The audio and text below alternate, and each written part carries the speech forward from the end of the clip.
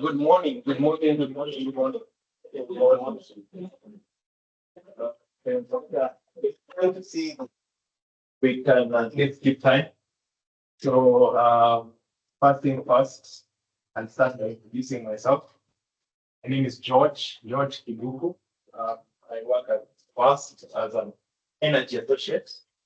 So I'll be leading you at least most of the day and some bits tomorrow on what we need to actually cover as far as our training is concerned.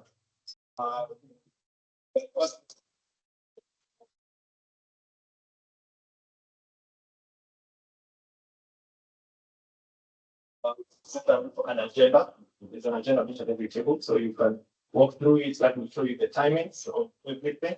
It's day training, so it gets better with each day. Tomorrow will be better than today, so I highly suggest that you can make for good days because what we learn today, how we set it up, is a foundation of what is to come tomorrow. So foundation without the building is just a shell. Right? So we want to at least ensure that you have the full picture.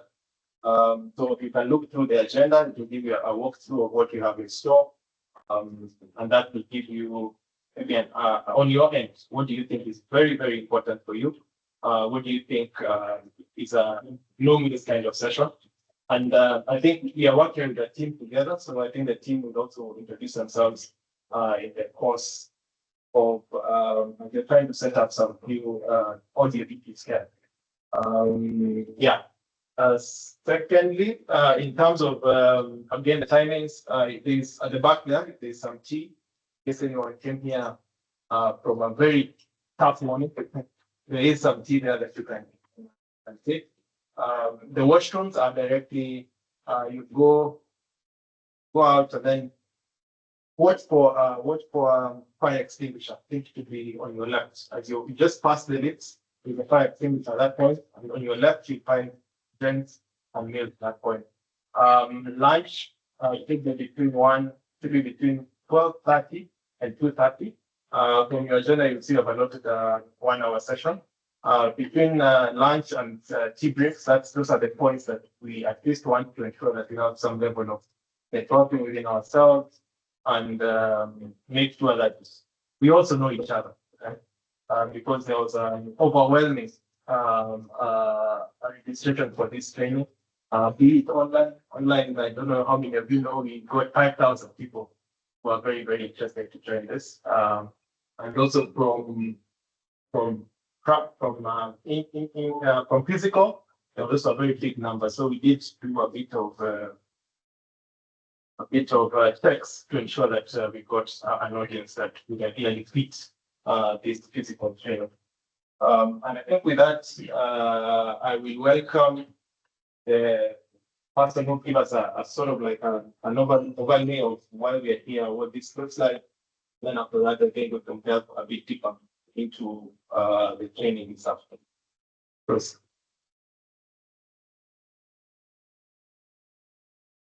Good morning, everyone. Good morning. Morning, one Patel. Good morning. So I hope you're all energetic and ready to learn. My name is Joseph.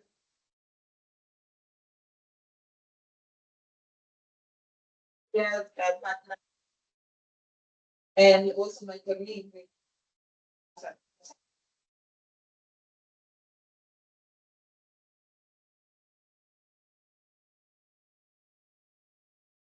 Part of the entire team.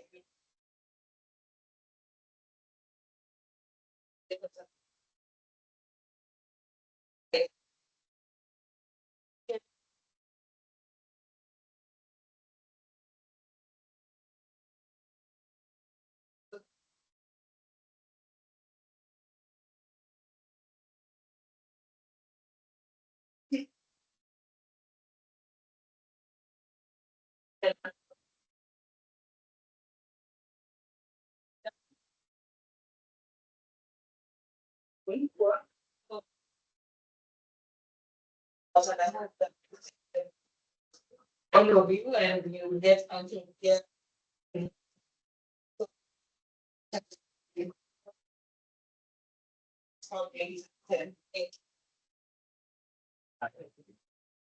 Right. I'm thinking there are too many open spots. I think some of us have to at least come a bit so that I do not have to project my voice too much. So to carry me at please, let's try and see if we can come a bit before we can.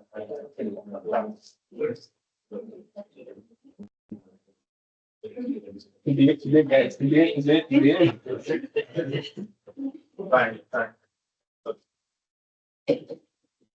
As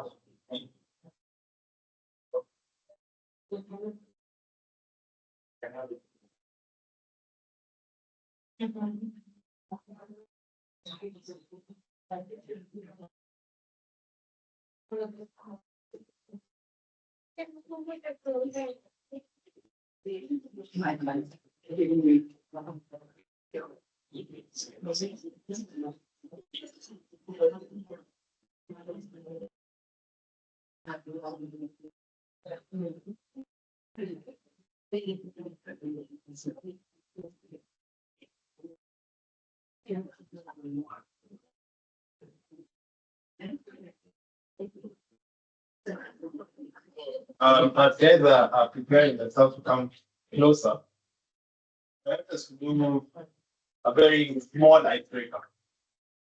Very small icebreaker.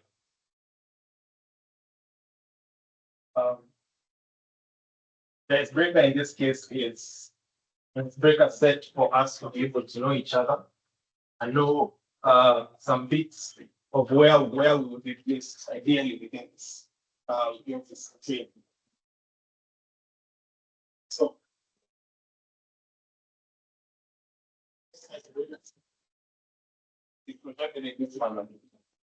so I will start at the very back so that we can ensure the back comes to the front. I will start at the very back. Kindly just stand, right? Say your name, say where you are. One data set that you've used in the last 2 weeks. A data set. A data set in this case is just any form of data that you've used in the last 2 weeks, right? And then 4 would be what do you expect or what are your expectations of this training? So your name, where you work, a data set that you've used, and lastly, your expectation is.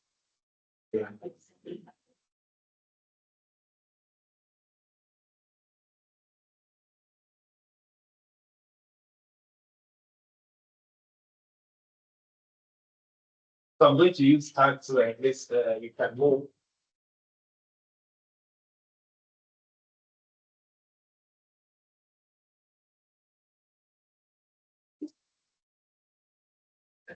Take this out this side. Questions?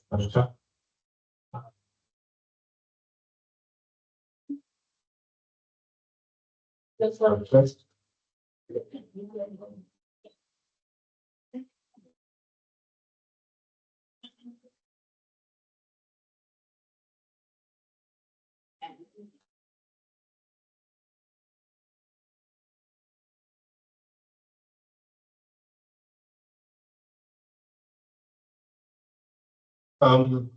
This now we have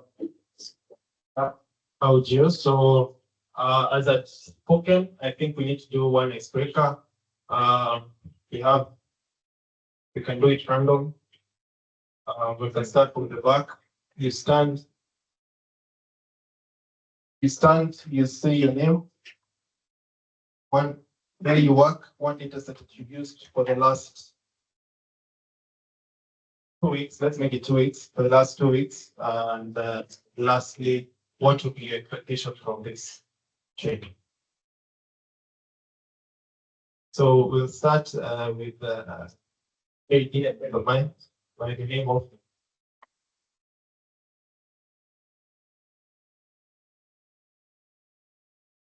Good morning.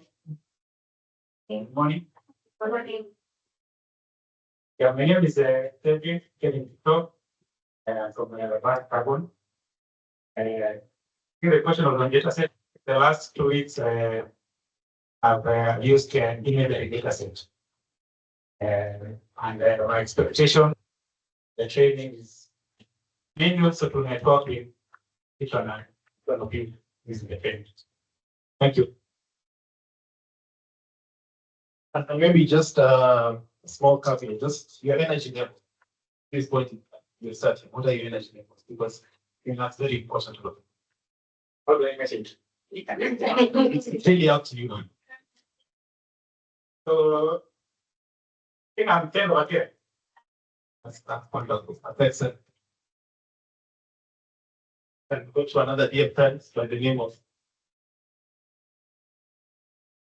Good morning. I'm Moses Uchim from Basketball. The data set that I have used last days or weeks or months is energy demand data. And my expectation is actually to not you so that we can know it enough more.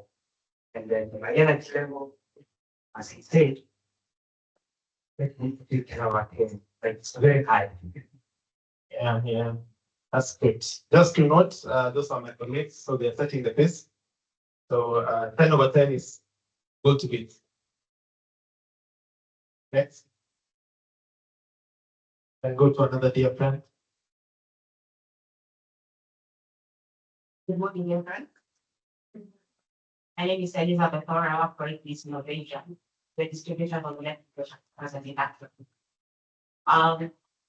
I have been doing market intelligence in terms of data set just to sort of through some intelligence in terms of availability, penetration, and the gaps that are in the market find the solutions that you're distributing. Perfect. Energy levels. Perfect. Another dear friend.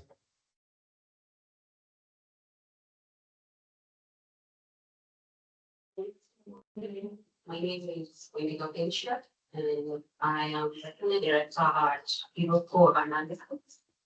We are a carbon offset developer that focuses on reforestation in sub-Saharan Africa. And the data set we used recently is on Vera ARR projects. So that is not available like and also some data on investor and customer discovery experts to networks and learn a lot from this option. Thank you. Next. My name is Aaron Samuel from Kenya Power. Data set that has been managed with the billing data and the smart metering data. My expectations basically is maybe the different use cases for data, especially your analytics, bit of the AI into it, considering those environmental plan is down huge masses over there. Over the country, just wants to take the next time close by. Thank you. Perfect. Energy levels. 10 over 10. Okay. So we are just yeah. My name is Karen. A carbon consultant. I work with a firm that I just registered in the tip. It's for carbon architecture advisory services. And we're primarily involved in the entire certification cycle.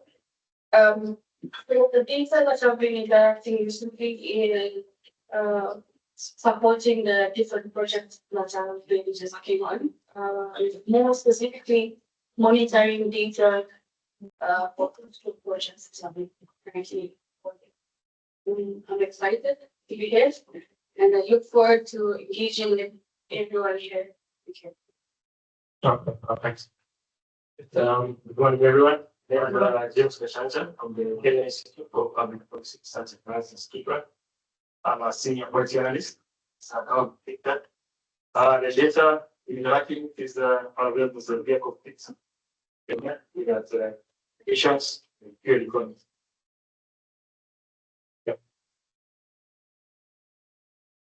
Good morning, everyone. My name is Lodoni Adenya. I'm from Pan African Climate Justice Alliance, and I'm also affiliated with C4ICRA. I'm looking at this as a learning experience. Energy levels, Perfect. One is work in the student study and work for that organization for student guidance. The justice, exactly from a polygon, so because we have been doing a couple of projects, so that's helped us so much. And energy levels, I don't change, but that's because I'm not involved. So. Yes. I think we'll monitor that.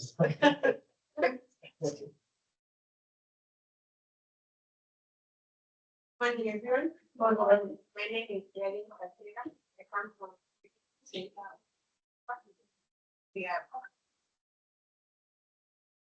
we deal with groundwater. We monitor the managed aquifer with existence in the country. So my energy levels are 8. Okay. And my expectation is to interact with you guys, benchmark, we learn more about carbon data. And the data sets that I've interacted with for the past few weeks are on the water quality. Thank you. Okay. Okay. Good morning. I'm Tabitha Ngwe, also from the Regional Center on Groundwater. As my colleague has said, we deal with research, training, and education on matters related to groundwater. And the data set that I've interacted with recently is mostly rainfall and temperature data sets for all regions around the country. My energy levels are around 9. Yes, yes. Let's when we speak the microphones as close as possible to your mouth so that the guys don't hear us. Hi. Yes. My name is Aida Makove. I work at Stanford International University. I train as the chemistry department.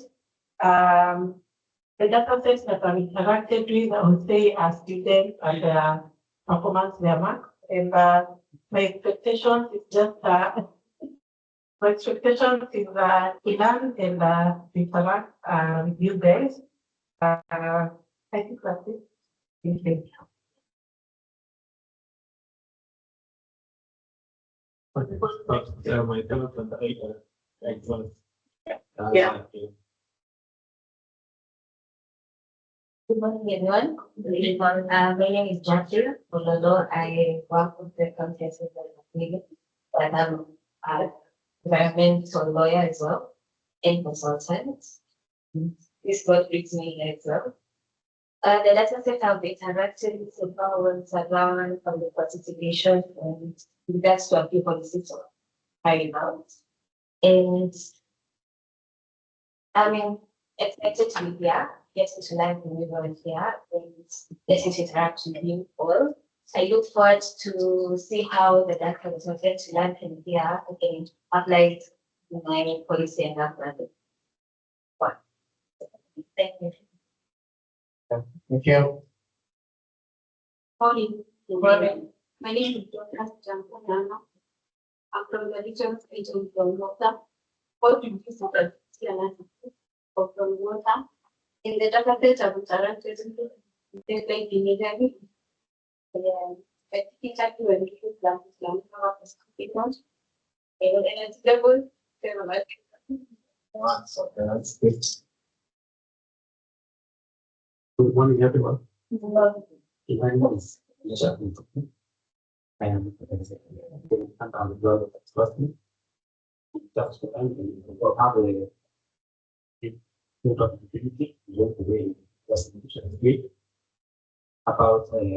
market. So my data set the last the last week, I have analyzed the chart and the project policy. So I will start with the 5% of the time for facts. And then what is and I'm looking for the other gap between the point issue the raw data for the part each of the government parts. Okay, perfect.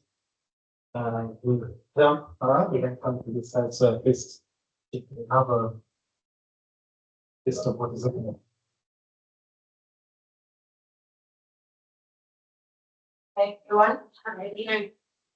If any of you know for that, I want to welcome Marshall back. And apart from that, I'm also here as a deep practitioner. So I'm here to learn by institutions and to learn. And the data sets that I've interacted with the last couple of days on climate science and also interested on climate policy, something that I'm actually enrolled to learn the next couple of days. And then energy level, 10/10. Okay. Good morning, everyone. My name is Corinne Gerhard. I'm a graduate student in and the data sets I have interacted with for the last 2 weeks are from school people looking at energy efficiency there. And my expectations from today's workshop is just to bridge my knowledge between the theoretical and the practicality of carbon. Okay. Hi, everyone. My name is Corinne. I work with the GSMA and the Rectangular program. The data set I've interacted with recently is the status of climate finance market tab, and my energy levels are 9. Good. Good morning, everyone. Sorry, you allow me to remain seated. My name is Aaron Monza. I am a co-director at Australian Carbon Certification Services. We are a carbon developer working with the smallholder farms, providing demonstration services, part of the sustainable land management practices. I also run KIP Advisory, business support and advisory fund. Sorry, I think I forgot the questions, but following the pattern of what everybody has been saying, the recent data that I've interacted with, polygons from polygons because we are a carbon developer, and some finance data internal. My energy levels are 7, like that. A bit arbitrary, I don't know what to tell you. Yeah. Hello, everyone. My name is Susie from Aquiligreen, the consultancy for sustainability. The reason that the drug said that I've seen waste collection volumes from a company that like to claim credits from the methane reduction. My energy levels are 8, 9-ish. I'm not very sure. Okay. And but simply to meet you all and see what you're doing with your own data. Perfect. Good morning. My name is Momu Radiance. I am from Center for Sustainable Infrastructure for Africa, the public benefit organization. Data set I interacted with for the past 2 weeks, transportation data, because we can currently have a project on transportation, origin destination data to be precise. My expectation would be to see how we can use climate data for decision making. Energy levels was at 10, was 6 a.m. Now we are at about 6. Thank you. I think there's some tea though, the tea can help. Good morning. My name is Goga. Good question. Organization of what and the classroom and the data set I'm working, so a quick question about policy analysts where I look at budgets, finance, and resource. So there's a lot of budget data, past education, reports, government numbers, allocation towards. I expected to in this workshop. These are especially like new area of my comfort zone, something that to learn results and see how we can leverage in terms of private. get the answer. That's it. Energy levels, I currently at 5, I'm a functional coffeeholic. So if you go coffee, it gets higher as the day progress. Perfect. Coffee is in plenty. For those who are My name is Surya, Chief Professional Inside Plus now. The data center director in Vegas. I almost interact with the data set on a daily basis, but I guess the highlight is there's a sparkling data set at the meeting where we get a couple of projects across the different industries and they publish it. So I've been messing around with that for most of the last couple of days. Energy levels, 10 for sure. My expectations for this, I definitely hope to get a full feel of the landscape, what is people's situation of data. Because I think I have a personal bias in the sense that I want that space, but I'm always curious to understand what people are, so that you understand how to keep them mind. Thank you. Super. Morning, everyone. My name is John. Yeah, so we're impact investor in energy and agribusiness. Fair enough, good. So I think on my end, probably we just need to learn. I think the data set that we do have a lot of models that we've played with that end up the fanciful carbon models, and impact given time and space around natural capital, energy, and I'm hoping to just there's a sense check and also get a sense of who's really bullshitting and who's being quite honest. That's quite early.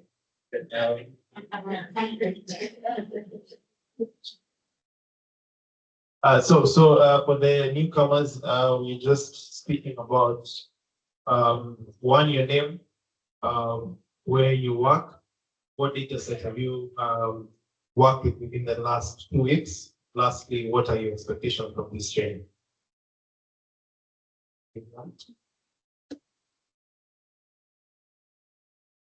Just be as close as possible. Okay, good morning, everyone. Morning. My name is Alvin.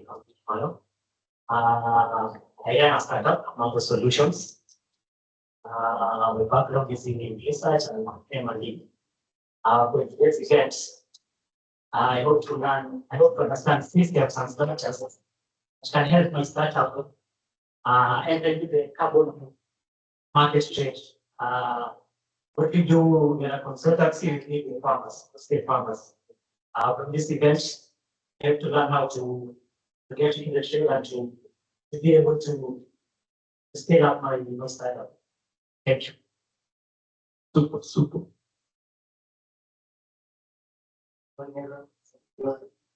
As close as possible. My name is Elijah Padul from Lima. I'm the executive officer there. Basically, what we do as the electric mobility extension of Kenya is we deal with we bring together all the electric mobility players in the country, and our main function is to ensure that we drive the policy advocacy awareness to local mobility in Kenya. The data sets I've dealt with mostly apply to interact with the carbon credit that most of our members are dealing. And also when it comes to policy, we interact with members and ask about what exactly they would like. If we change to be put in the policy, it goes to on Facebook. Also, those are some of the activities. Here, in the learning experience, I'd like to learn more about what you're talking about and also to interact with the Lastly, your Morning, everyone. My name is Olivia Biancos. I work for Wildlife Works as a policy analyst. I work with the interface of policy and implementation. Wildlife Works is a RED+ project developer. We are based in Taita County. The data sets I've interacted with most recently, carbon stocks above ground, below ground, soil organic carbon stocks. My expectation today is learn more about what other sectors are doing and how they're handling their data. And yeah, just to get to know more about data management processes and systems especially the latest ones. Energy levels 9.5, hopefully this published 10. Perfect. Okay, I'm reminded one last question. So we talk with the team. Okay, good morning, everyone. Good morning. Yeah, my name is Teresius Bundi. I work with GIZ, in economy advising. I'm here because I want also to learn more about climate data value chains, as well as we are also implementing another program together with the Kenya Space Agency on Earth observation and space technology. And I know there is a lot of climate data that is also or satellite data that is also produced from there. So thank you. Okay. I think all kind of each other enough to be able to have a conversation start at any point in time. I mean, there is a tag, so the name is enough as a conversation starter. I just need to go to where that person works. But from what here is that every single person has interacted with data at a given point in time, be it electric mobility, be it polygons in terms of agroforestry, be it marks for students. Yeah. So all these people, all of us, and even me, where I sit, I have interacted with polygon data. Some level of interacted with electric mobility data. So we have all interacted with data. So let's just set, at this point, I want us to set up something of a definition. The first thing that I actually want us to do is you can raise your hand.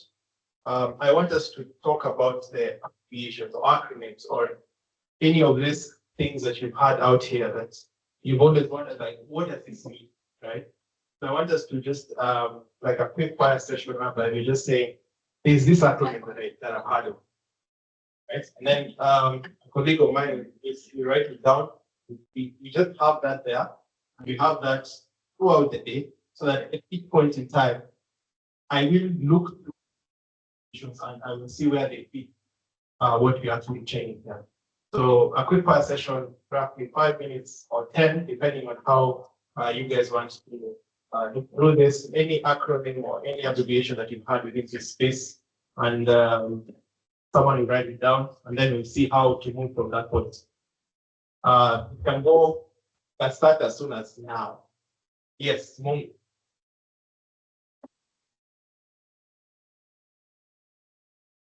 Thank you. I think I just read in your line that you name BMID.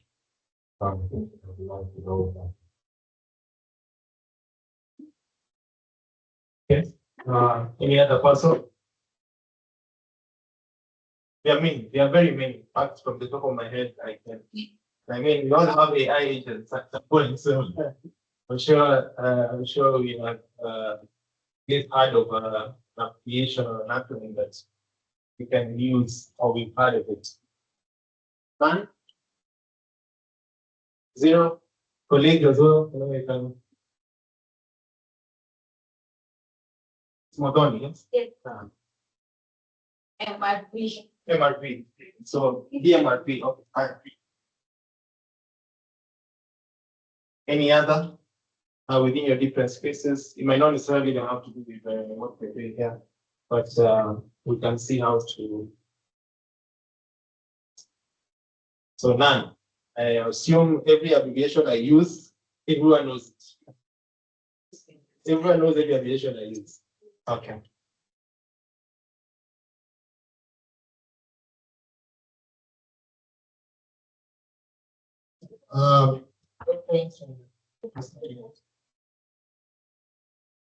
So I'm just going to give a walkthrough of what today would look like in terms of what we want to capacity build or chain as far as today is concerned. So the first point would be the climate data. What that initially entails, we're just giving an umbrella outlook. Today we are doing foundations, right? So today we are all about what foundations do we have within data. So from as little as what is data, right? So we go as deep as what is data, all the way to the point here, where does data fall, where does data become evidence, where does data become information. Then looking at that perspective, the next point will be looking at it from a digital perspective. Right? So we've all interacted with data, and we all know what digital is. So what are some of those systems in a digital system or frameworks that enable us to interact with data at different levels? Yes, perfect. And then lastly, I think we all have heard of AI from some level. It could be from ChatGPT, could be from all these AI models that are actually out there. So we also will look at it from an aspect of climate data, carbon data, and how AI can fit in, what guardrails can be put in place, what are the failure points, what are some of the privacy issues, and so on and so forth. So today is, as I at least mentioned to some of you, it's about foundational, creating those foundations that form our understanding of data. Tomorrow is the juicy part, because tomorrow is where we go into the use cases. We look at, someone has mentioned DMRV, so that is something that will be dealt quite deep tomorrow. And all other sort of undertakings that people have about, they want to know what carbon data is, they want to know about carbon credits, they want to know about carbon markets. All that is something that we cover quite wholesomely tomorrow. So today is, we look at it from an aspect of climate, data, and its foundations. So this is just a breakthrough of what we have in store from the data perspective, all the way until the carbon cycle. So that gives a foundational aspect of the data, where climate data falls within data, and lastly, where the carbon data, what brings it on board as far as carbon credits are concerned. So I will just ask a very specific question, because at least I've had every single person has sort of like worked with data from one point to the other. So again, quick fire in terms of questions you can answer from wherever you sit. How do you share data? So when you look at data, for example, you want to give data to me. Is this something that you think about? Like, no, I can't give that person this data because of ABCD, or this data is based off this organization, so it cannot be provided within this form? Or so how do you, from an organization perspective, share data? And for those of us who are within a regional desk, how do you share data within institutions? How do you share data if at the point where you're actually sharing data from a country perspective, how is that data actually shared? So just to understand in terms of sharing data, what are some of those elements that are key in terms of what we look into for data? Again, from the audience, anyone can answer.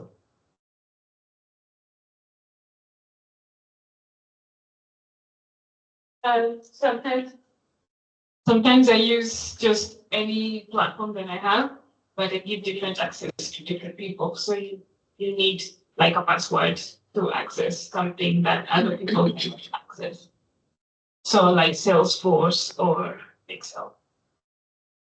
Okay. Is that, and I'm assuming that's something intentional. Think about it before you actually do it. Yes. Okay. Yeah. Okay. For example, private company information that somebody else shouldn't see, but they need the general information. So I just put a password. Okay. And maybe just sorry to just go a bit deeper into this. Maybe some of us can also answer it. Trying to think of it like, maybe you can also tell us what data do you consider important? It could be from a work perspective, it could be from a personal perspective. You can say, these are some of my data points that I say these are very important to me, and I cannot share without, as you said, password, or I cannot share with anyone for that matter. Like medical information or employee personal information, for example. Okay, okay. Anyone else? For me, I think the form is also very important because we do handle a lot of sensitive information, especially around kids. So their parents' details, you know, their phone numbers, we have names, we have genders. So government official may actually ask me, so how many kids are you feeding? I can easily see that I say that we feed 600,000 kids. But the specifics, of course, that's a totally different story. I'm not easily share because it's private information. But in case maybe they want other, you know, other aggregations, like let's say, you know, the gender, which days are kids eating more. That's something that we can always package in a form that can be shared together. Anyone else?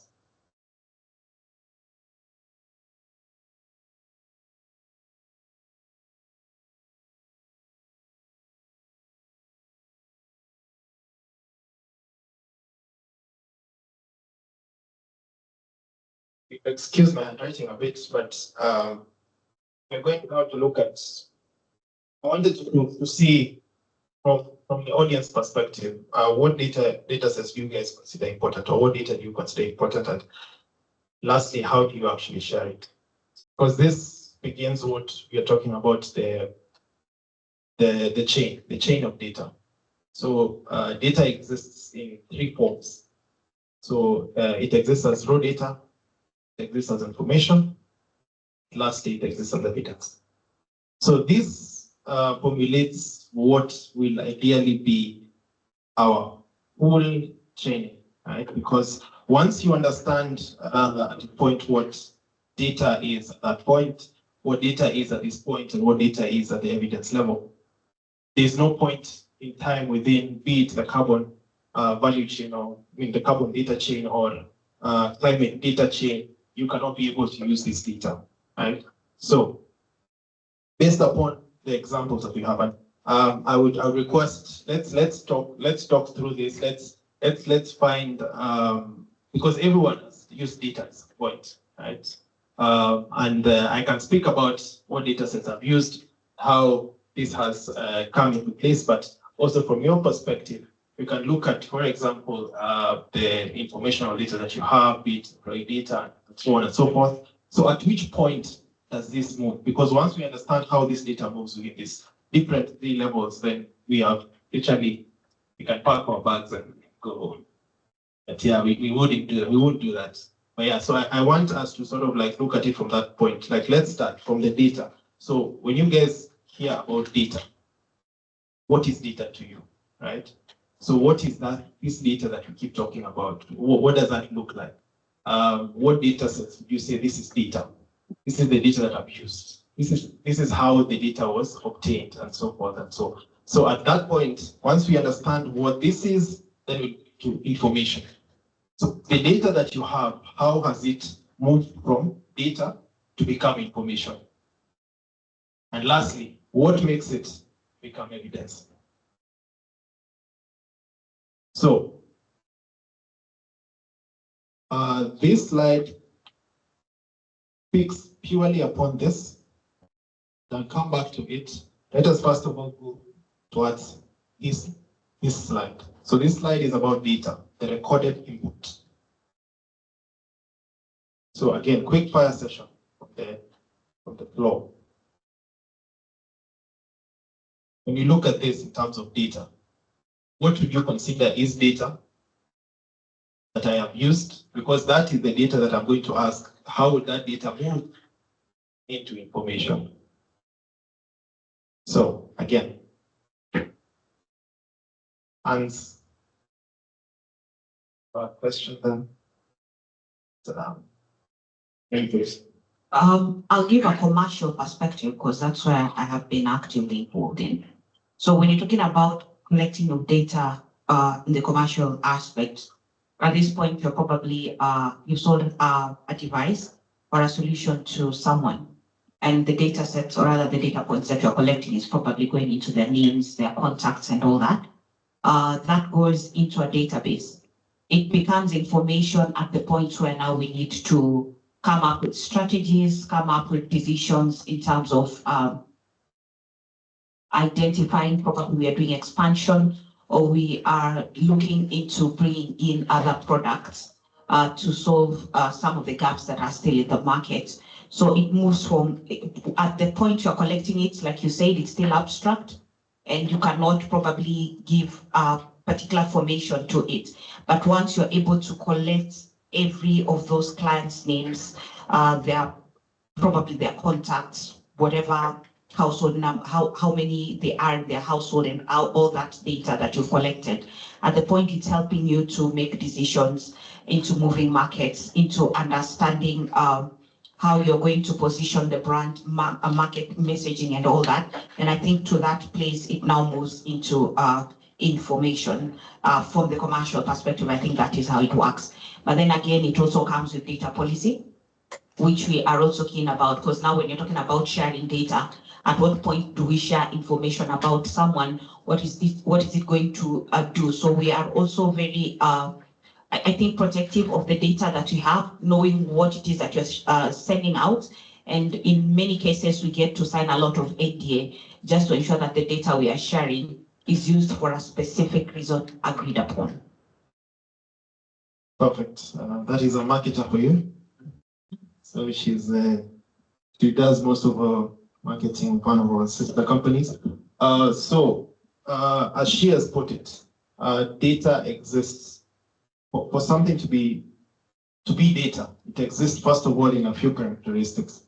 So one of them is it's raw. So by raw, we mean it is not filtered, right?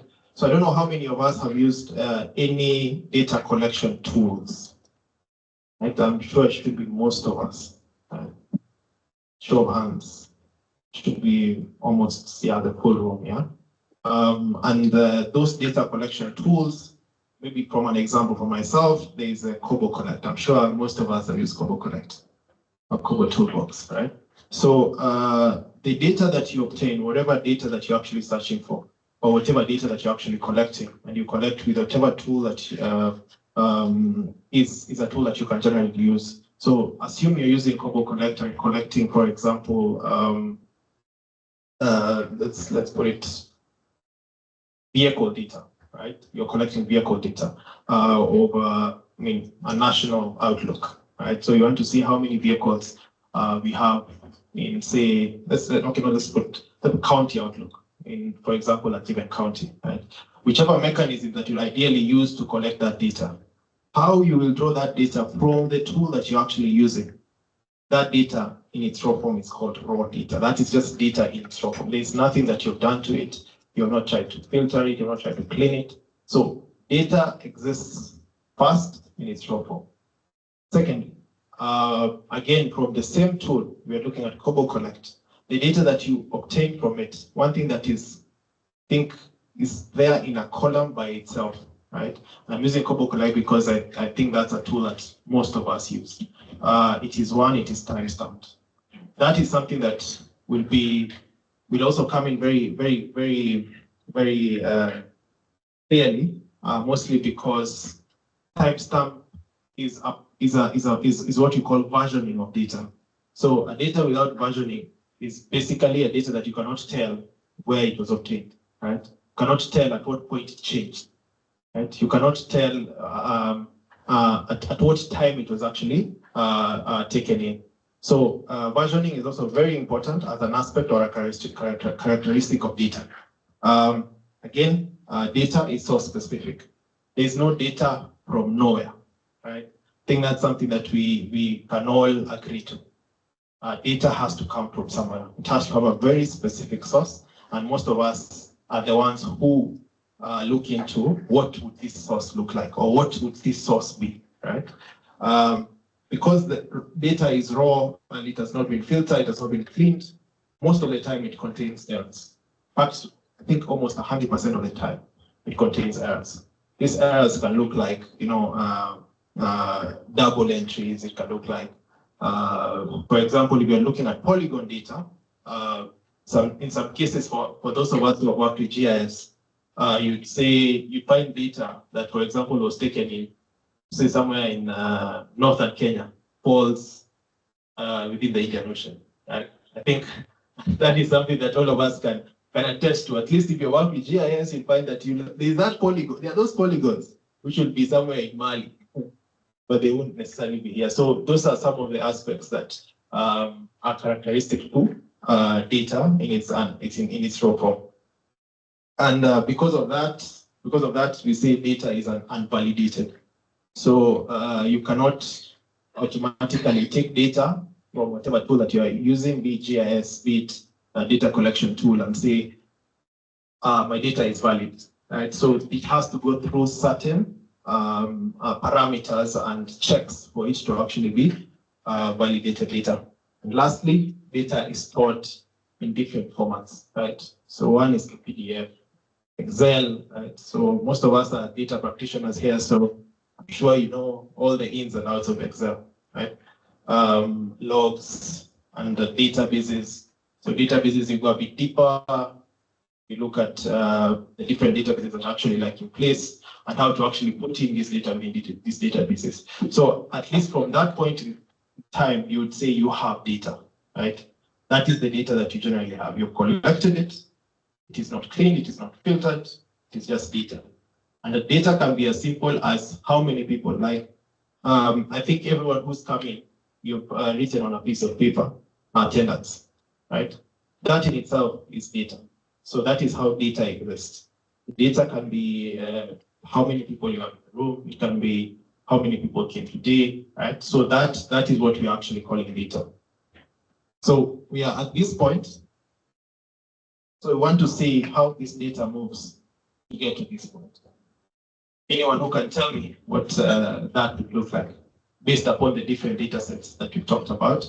And I want us to be very specific to a specific data set so that we do not talk in an arbitrary manner. So let's use a use case. So for example, either marks. Yeah, he talked about marks for students. So how would that move from just have marks to this is information that can help me?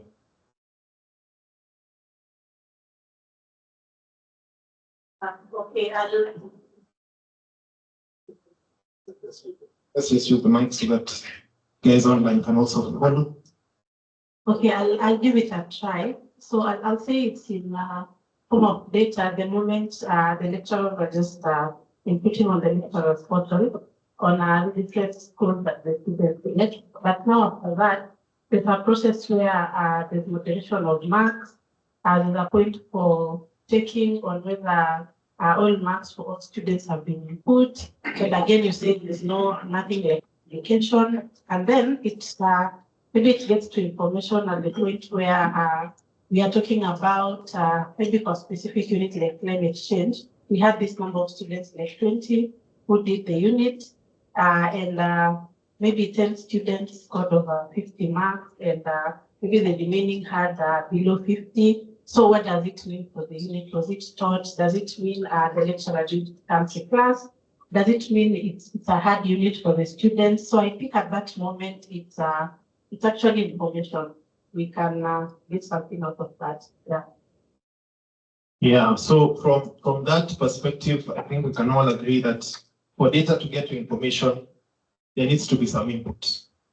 And this input looks like, I mean, what we all did is, right? So cleaning that data, validating what is actually true, because at that point in time, we can be able to tell this data, for example, if you're using GIS data, this data is, I was doing data, for example, in Northern Kenya, but I have a data stream or a data point that is in the Indian Ocean. This for sure is not supposed to be there, right? So that, at that point is where data becomes information. Once you clean it, once you filter it, once you ensure that it gets to a point whereby it can be used, right? So data simply is a recorded input, right? So that's what data is. It's just a recorded input from a source. So if you have a recorded input of anything from a set source, that is what you call data. And the characteristics are clear. It has to be time-stamped. It may be stored, right? So you can decide to store it or not, but it still exists as data. So data is any recorded input. I may have a test later, so you should take note.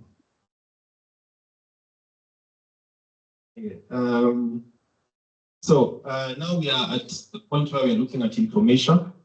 So information is data that is organized and contextualized. So for you to have information, the data has to be cleaned, right? The data has to be formatted, has to be aggregated, have to be harmonized. So what information, or the difference between information and data is that there is a reduction. Comparability improves, structure and consistency. So that is where we get data from. So from this, I want from a different, I think we can get someone, I think someone has lifted their hand there. Next to Sure. You were to say something. Sorry, I was just going to respond to difference between when data becomes information. I think it's a question. So fair enough. So in my mind, information is when it's sort of processed. So in the example shared, once you have the scores and as marks directly, then maybe you just rank them. That potentially then becomes information that you can actually use. Yeah. So clearly we are all not novices. Okay, so data becomes information once it is cleaned, once it is processed, and the processing can be as deep or as analytical as we as the data holders would want that to look like. So lastly, we are at evidence. So first of all, before we even get further, what do we understand by evidence? When we say data has moved from information to evidence, what do we understand by evidence? Anza kupoint watu sasa. So I'd say evidence is when it's the data is being used to inform a decision, or make a decision of any kind. Perfect. Well, I think you hit your quota. I think we need to give other people a chance. So yes, data or information, data becomes evidence once it becomes quote unquote decision grade, right? So by decision grade, we mean that this data can actually be used to formulate, be it a policy, be it a decision for that matter of any kind. So that point is where data becomes evidence. So based upon that, looking for a different example, can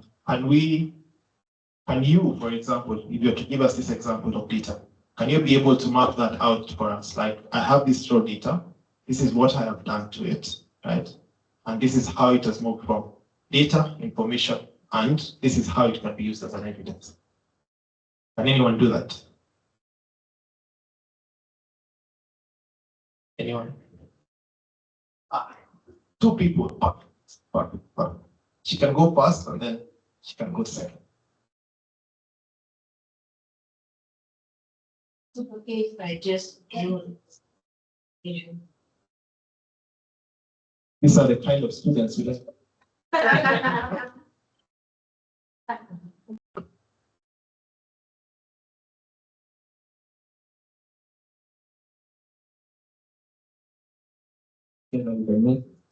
Some of the data sets that we use are farmer polygons.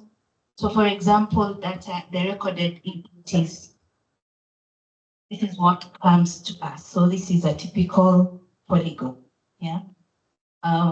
We don't have so much information on it as it is right now.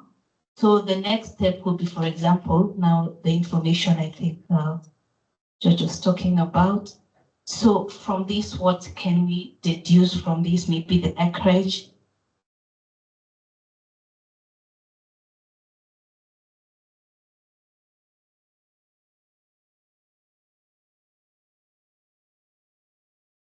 The boundaries. Potentially when we took this, the points, this was GIS mapped, so we also know where it is. And we can justify that it's a farm and a building based on what we have. So then I think evidence will be, we were collecting these farmer polygons, particularly this farm, because we're interested to see if this farmer can participate in the carbon markets platform. So one way to do that is unlock how big is this, what is it what's growing there, a lot of other information that is needed to unlock that opportunity. So then once we have this information, we are able to process it further and say, yes, farmer X is eligible for onboarding, call it onboarding up to the farmer, onto the platform for the carbon credits. So that's how, so we made a decision that this farmer now can be absorbed in the program moving forward. So this is how I look at it. And maybe just to ask a bit more, what made you make that decision?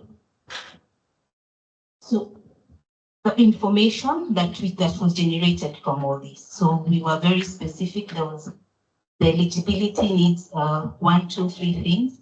So this was collected based on that. And now this farmer, we can make a decision and say this farmer is eligible based on the information we collected. Okay. Yeah. Okay. Jacqueline, you also want to show us. I think I can just. Okay. Okay. I had mentioned that at the county level, we take part in some of the policy formulation. So this would involve bills. I'm sure we've had quite a lot of bills conversations around finances. So ideally, probably a member of the assembly would have come up with a proposal for a bill, and so the same would have been drafted. And so once we get to the ground, at this point, the bill would essentially look like raw data. Then now, once you get to the ground to ensure that now you're disseminating the information to the people, now that's where we start getting more data, which would include what are the people present, what language is being used, how many people are able to understand what's being conveyed, and also does it, then that's where we now begin to also get feedback from now the participants that are there. Does it touch on some of the areas that they had raised as to why they would even want a bill in regards to a particular section? So we begin to, with the information that's there, you also now take into consideration, is it the number of males, the number of females, the number of youth, and how the same is adopted in the bill as well. Then now, once we've gotten their feedback as well as having discussed the bill at the time, then we go back and now there's now report writing. Now that's where maybe you can see the evidence or we're tuning it up more. So you either bring reports about some of the areas of queries that were raised at the session, and maybe now that would also include, maybe there are different categories of people, demographics that wanted to be incorporated. Is there need for an amendment for the same? So maybe I can see. Okay. Okay.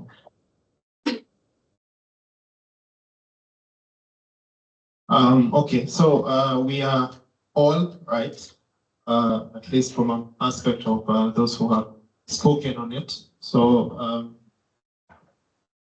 can they remind you, Sweeney, yes. From how Sweeney has clearly illustrated, the data comes in as a polygon. So these polygons will be showing a piece of land, it will be showing a building for those in real estate, it will be showing a road network or whatever it is.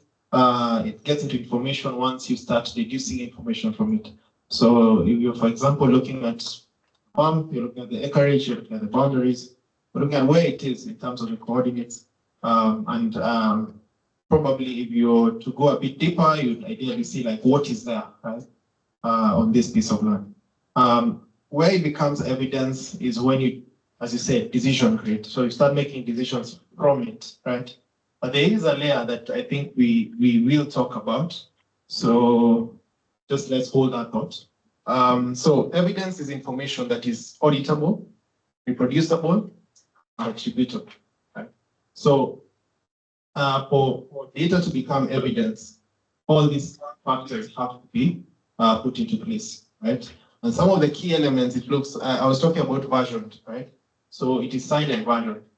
What this means, and that's where this comes in, data has to be owned, right, there has to be either an audit layer or a QA layer or someone who owns this data, so that at the very least, by the time it gets to decision making, it has gone through a set gate, and this gate is something that has reproduced and can attribute, and is a gate that shows promise in terms of auditability, right?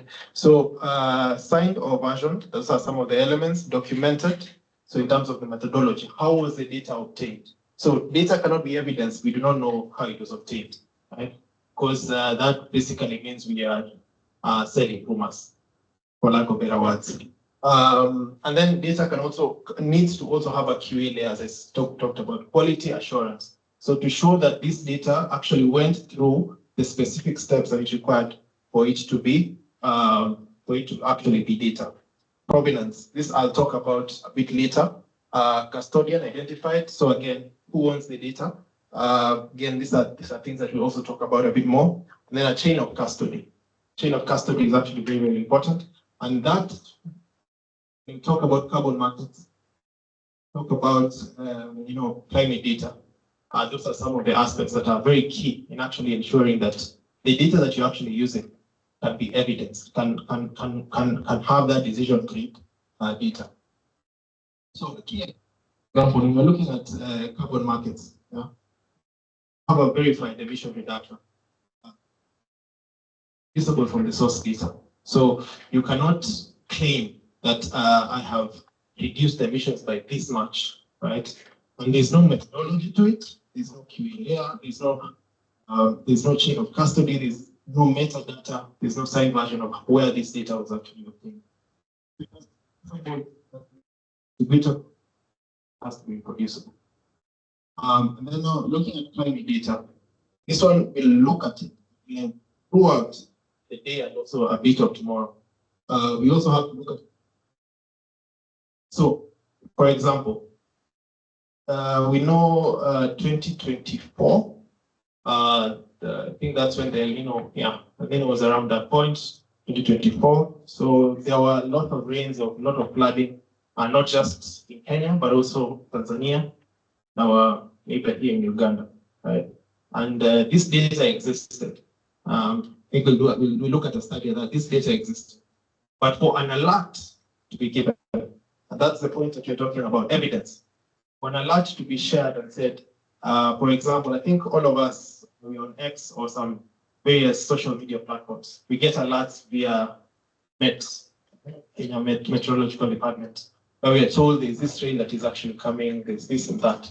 So we have gone through this formulation to a point where it is actually gotten to a point where it is actually evidence, and this evidence has obtained through these elements, has all these elements in it. There's someone who will own that data. There's someone who said this is the methodology that was used. This was the QA that was used. And that's the point where it can be issued as an alert. That's the point where it stops becoming, quote unquote, rumors. So it becomes data that is decision driven, right? So when you look at carbon markets, for example, a key thing to take out of this is that carbon markets do not buy data, right? Carbon markets do not buy data, right? They buy evidence. So depending on how robust your evidence is, right? I've heard a lot of us want to get into carbon markets. They want to see how they can, for example, move their startup into the carbon market. Some of us are talking about agroforestry projects, so on and so forth. So carbon markets do not buy data, they buy evidence. So how robust is your evidence depending on your data? That's where I think that's where this person comes in, right? That's where we talk about the MRV, that's where we talk about the DMRV, right? So that's, at that point in time, evidence, that is where it becomes very, very key for what data can enable. Maybe just another point in terms of this early warning signs. So for you to actually make public safety decisions, the data that is relied upon cannot solely lie in dashboards, right? So I cannot be looking at a dashboard and say, it looks like it's gonna rain. So let's issue a warning alert for safety purposes, right? So that it cannot look like that, cannot work like that. It has to have a very robust evidence layer for us to be able to say this is at a point where that can actually work. So I think you've come to the end of the first session. Any questions are welcome. Any questions are welcome. We will go through everything at a nuance level so that at least everyone can be able to understand. Remember, foundations are key, so we are trying to look at it from a foundational perspective.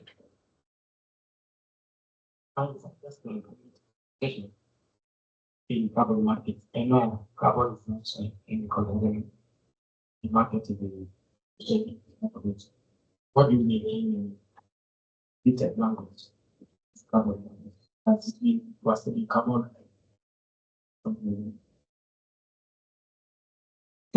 Looks like you're forcing me to go into tomorrow. Yes, forcing me to go into tomorrow.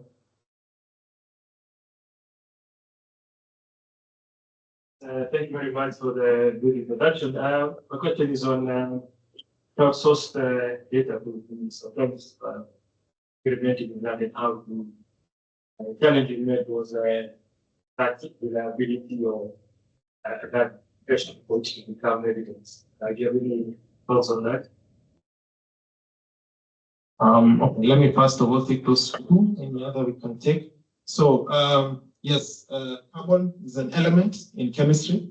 For those of us who still remember our chemistry, so carbon is an element in chemistry, and then you have the markets. That is what you have out here, people selling and others buying. Right? So putting these two together, that's weight, because it's gonna come very, very strongly at the end of today. So I don't want to preempt a colleague who probably has a very good way of doing it. But ideally, when we talk about carbon markets, we're talking about emission reduction, right? So how are you emitting? What can you do to reduce those emissions? That is where carbon markets come. So in a nutshell, there's a question there on crowdsourcing for data. So when we come back here, something that I probably think I mentioned, but in passing, at this evidence layer, right, we can crowdsource at any given point, right? So for example, if I want electric mobility data, I'm sure I can find it from various sources, right? So at this layer, there's usually that, as we talk about the audit gate, right? So this audit gate usually, or in most cases, because at the point where you're doing it as evidence, it needs to go somewhere. It needs to be used for a certain decision, right? So at this point, there's always someone or a certain organization that is set, and their work is to ensure that this data that you have meets the set standards for it to become decision critical, right? So you can obtain data from everywhere, anywhere for that matter, right? So example, when you look at carbon markets, data only becomes data because it has to go through what we call verifiable agencies, VVBs. Again, that's something we talk about, right? So, data becomes evidence, when it has to go through that. So you can crowdsource, you can get data from all other aspects, but we need to beat the audit here. Because that's the key thing. To give you a follow-up, I think I kind of get specific, but that's also my struggle on the attribution component of it. At what point are you, what are the thresholds for attribution? Because in the example that was given in terms of the data, like how much of it is low influence or other kind of factors or anything that you can't account for. I think that's something we without the definition, maybe against all the data. Thanks. Yeah.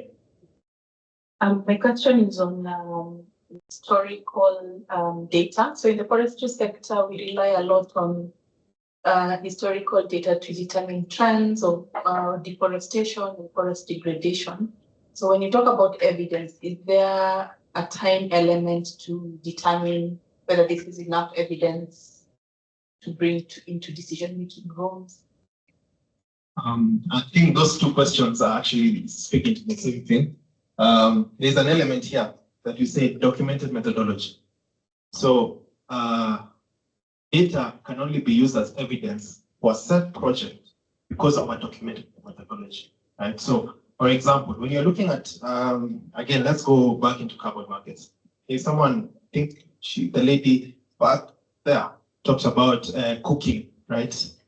Cooking and some of the data that actually goes into institutional cooking or household cooking and where emissions come in at that point. So there are set methodologies, whether you're using, you guys really want me to go into tomorrow. There are set methodologies, whatever emission criteria you're using to be able to sell your carbon evidence or carbon, go into the carbon markets. There are players there who have set the standards, the gold standard and all. So there are many players there who have set all the methodologies that are required. So if you're asking, for example, historical data, where this historical data falls, how many years you can use it. Tomorrow we'll look at something, we call it Apollo VM, Vera-based methodology. So it has set how many years that, right? So in terms of even like attributable, right? Those methodologies are there, like how can you attribute this data? What data is actually like considered decision grade as far as all these methodologies are concerned. So it is not an owner's perspective, right? It is set somewhere where you actually have to follow. Fine? You're good? Energy levels, you can shout out how you're feeling, if need coffee, getting tough, getting a bit more tough. Okay. So we'll have a short break and then we can have, we'll be joined by one of our, sorry, a question. Sorry. Yeah, so we can have a short break. Then we'll have this short break. We can have a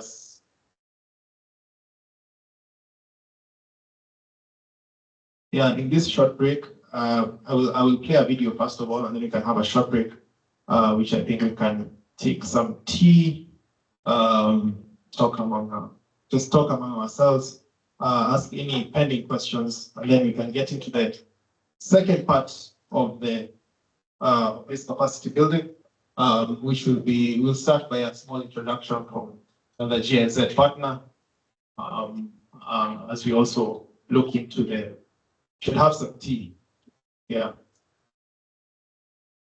So there is a video that is playing. You just set that up.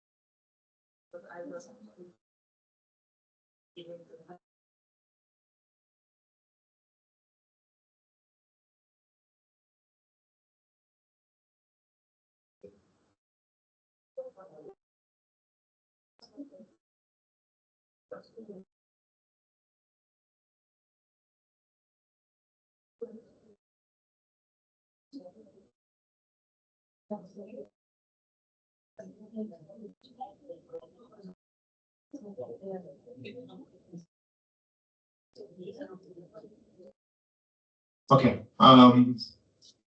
We are going to make a small change. We're not going to run a video just yet.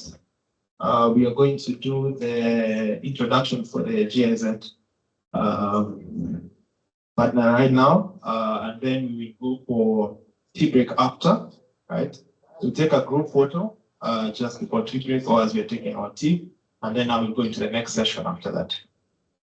Good? Good?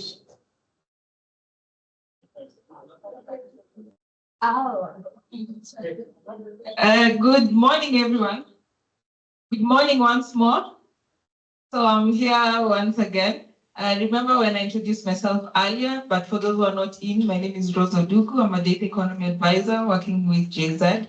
And also Bundi over there introduced himself as well, also working with JZ. And he said that later on we'll be joined by another colleague who will expound more also on what we do and just ask more about JZ, where we stand, Team Europe, and basically the essence of this training and where we come in. And so I would like to invite Katarina to come and say something. A round of applause. Great, thank you so much, Rose. Good morning, everyone. Good morning. Lovely to see you all. So many faces, so many excited faces, which is great. Yeah, my name is Katarina Mengede. I have the digital economy component at a GIZ project called Digital Transformation Center Kenya, which is EU co-funded. However, today I am representing Team Europe, or we are representing Team Europe, because this training was actually a joint effort with the Estonian Development Agency, which is called SDEF. Unfortunately, the colleagues weren't able to be here, but yeah, we are more than happy to represent them. Yeah, just a few words on carbon data and how we came up with the idea of this training. So as GIZ and SDEF, or the EU in general in Kenya, we have started working on the meta carbon registries and carbon data for a little while now. And the interest that we have received is really overwhelming. Just for this training, we received so many requests, and it really shows how trending the topic is. However, we do believe it's not just a hype, but it's really something that is more sustainable and really requires efforts at all ends, including capacity building, which is how and why we came up with this training idea and with this curriculum. Yeah, we're more than happy to see you all. As I said, we also took a brief look at the participation list. Unfortunately, I missed the introduction of yourselves, but yeah, it's really impressive how diverse your backgrounds are, and I think it really speaks to the great interest and that yeah, there's huge demand for this. So thank you so much for your time. Thanks for coming. Yeah, maybe lastly, what we are looking at also is expanding this training, actually, because of the great interest. And yeah, luckily we found a fantastic partner with Burst Carbon. Thank you so much, George, Charles, Irene, and the rest of the team that is here today to support for compiling this training at quite short notice. And yeah, really bringing something to life that we have planned for and dreamt of for a little while now. Okay, I know I stand between you and the team photo, obviously. So let me make a pause here, and yeah, very much looking forward to learning more about you, learning even more about carbon data, and yeah, to a successful training session. Thank you so much, everyone. Sorry. Yes. So as we are going back to actually set up the group photo, it's a knowledge point that we can be thinking about by next session. See how we can sort of like elicit some ideas around this. Otherwise, it is a plan around this, and tea is ready, so very burning.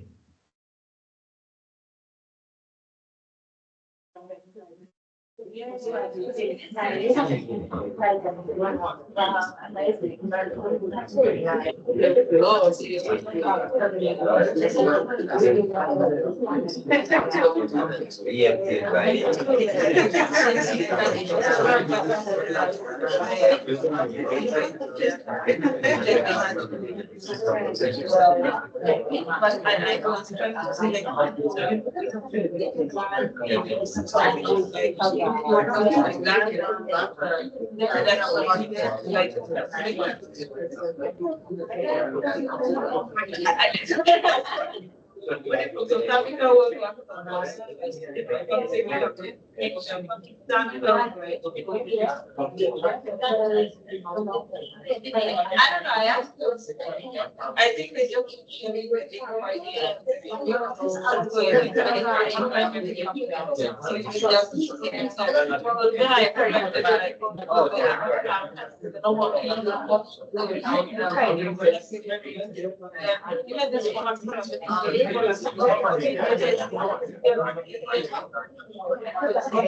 Hello, guys. Let's go back and take a group photo before the take gets any older.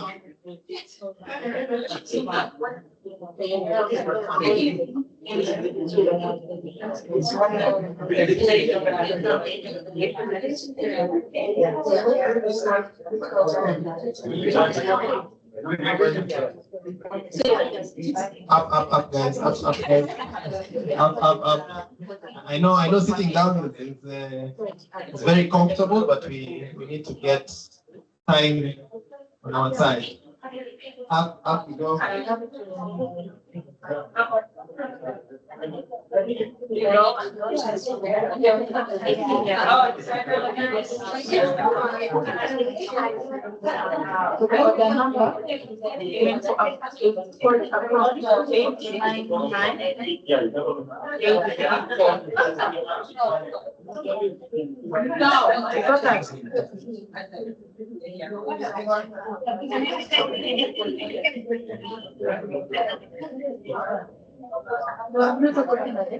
That's okay. I can find information of my actions. The organ was made, so it can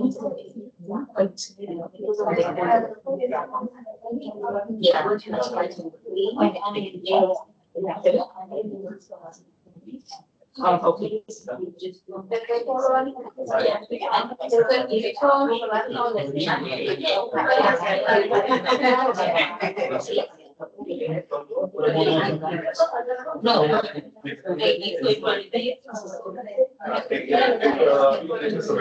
Yeah, the question of what the issue of even my name is church.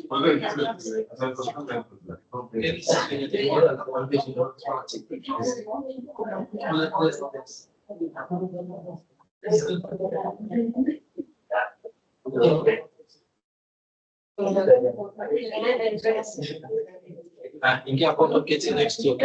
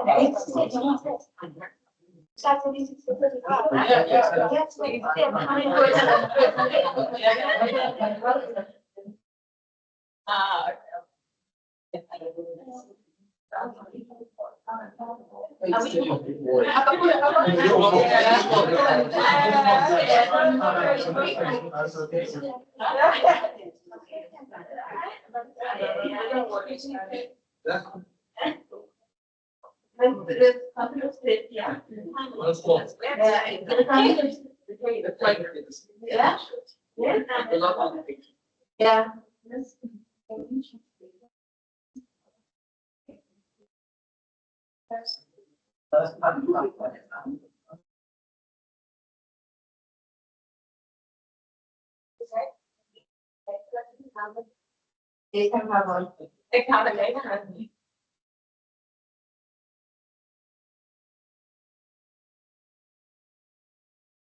Bye.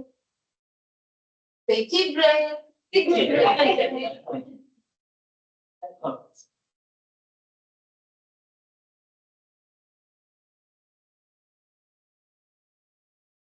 Cheese.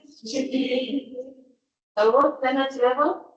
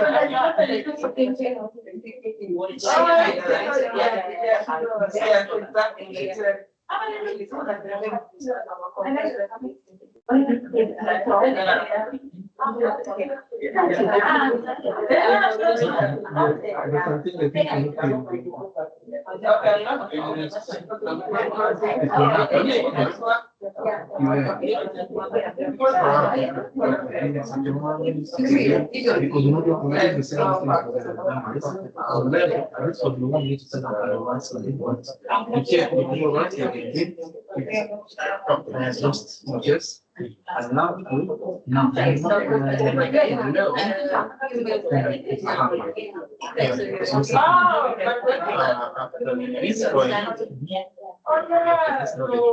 Now we are creating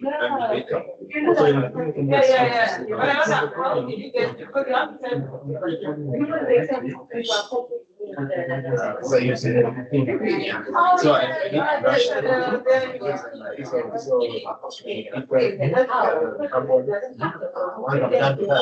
You know, we can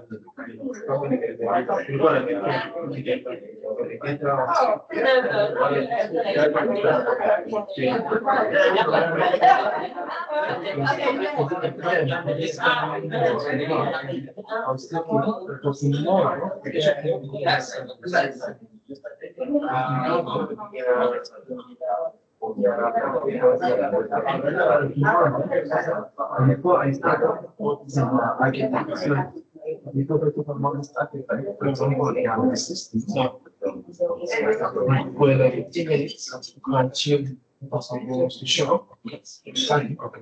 But I want to cover what you can not much. So, this is where I come in. Yeah. So, не понять, кроме чего, если so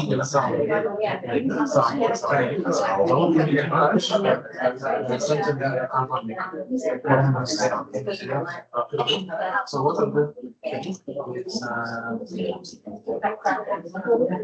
this you can get the slice so yes understanding yes perfection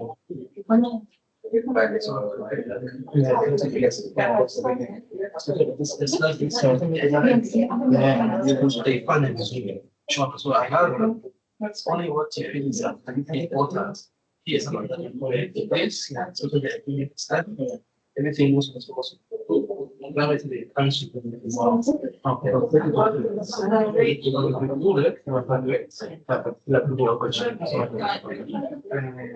And then I'll slide them what is not the accountable because you understand what is being done in the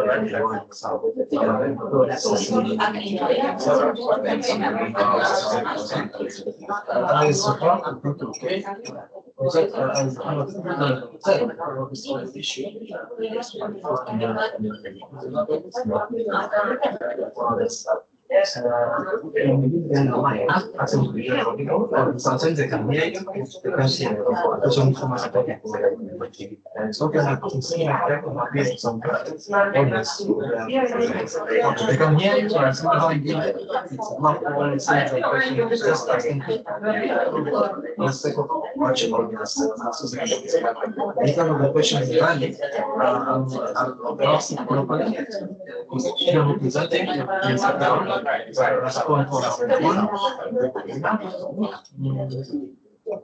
this is a opportunity.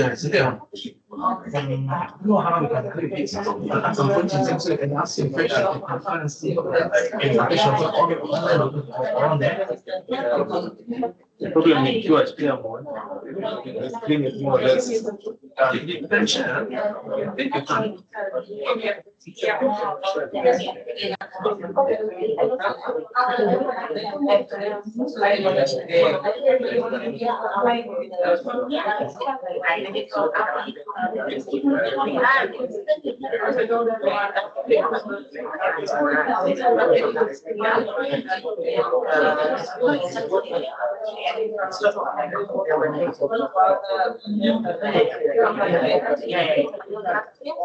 But I don't have the we'll have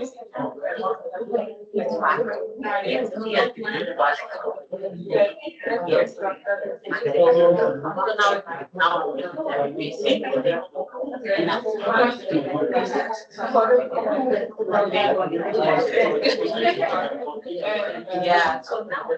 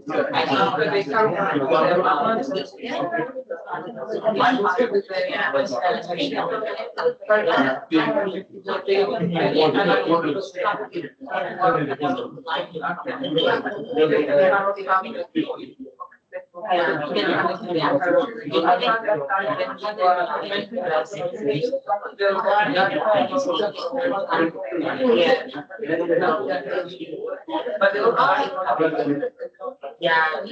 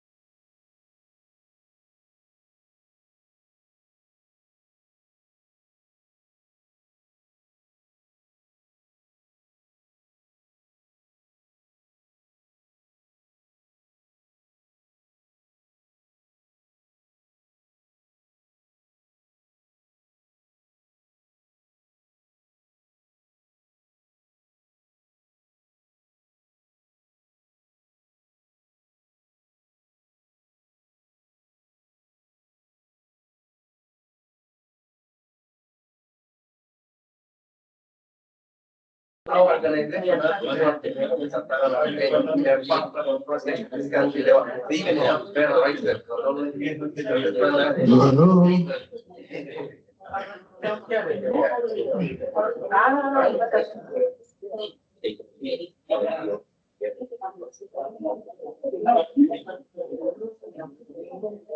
You can have a minute to wrap up the conversation that is ongoing.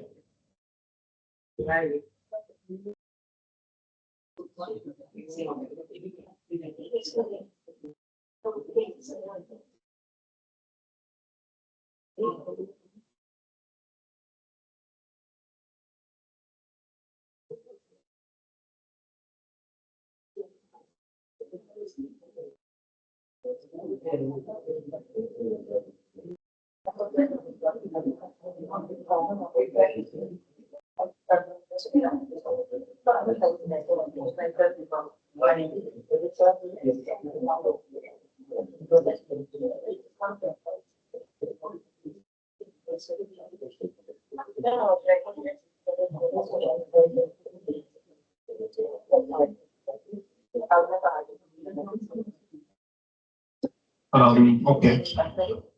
So I think we've had a break.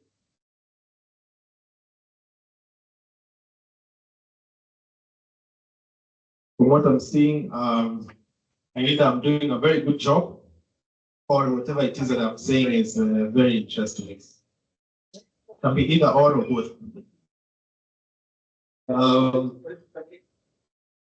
And notes are being taken. So it's a good sign. It's a good sign. So we're supposed to start off at 11:15. We're a bit pressed for time because there's a lot to cover within a very short period of time. So we were to have a short icebreaker this time, but sadly we'll have to move it after we're done with this part of the session before we begin module 2. So that we can have that icebreaker, but I will aptly assume that the tea was a good enough warm breaker. I don't know whether we can call it that, but like, yeah, so it's a break before go a bit deeper. So the initial foundational level, we talked about data, talked about information, and we talked about evidence. And this is a question I put here just before the end of the first session. And I don't know if any of us would like to tell us if this is something they've seen, something they've thought about, because from some of the examples, we can begin the next part of this foundational level and see how best we can interest each other as far as that is concerned. So, yeah, quick fire, any takers as far as these two questions are concerned. And just to note from we also have a very big online audience, over 600 people. So when you talk, even if maybe you're not someone who really projects their voice very much, or not someone who wants to talk with a lot of energy, all those aspects are clear. But at least let's try and ensure that you're very audible, so that also the guys on the online platforms who are from different parts of Africa can also be able to understand and hear you. So yes, and let's have new participants. The people who are already, but it's not blocking anyone. Just let's have other people also take part. So anyone? Okay.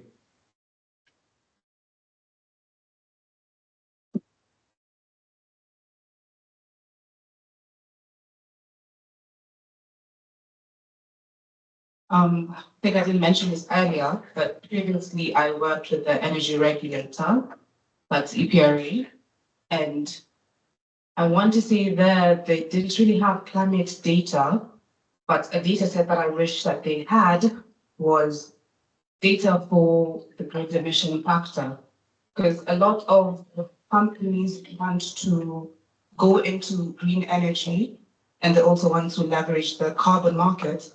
but it's quite difficult because it's hard to tell that if I'm switching from the grid to, let's say, solar or wind, how much can I save for my upfront capital or for my operational costs if I was to leverage the carbon markets as well. So I think if Kenya had a solid grid emission factor, it would be quite helpful. Wonderful, wonderful. Solid emission factor. Grid emission factor, Yeah. solid grid emission. Yeah, that's wonderful. As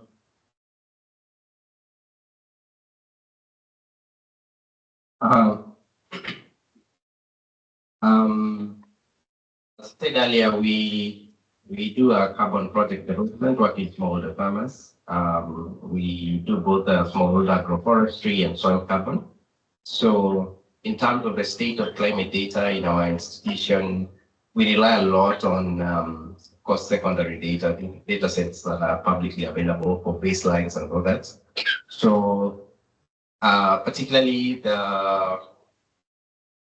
one of the challenges that we faced was data to do agroecological zones stratifications in our calculations.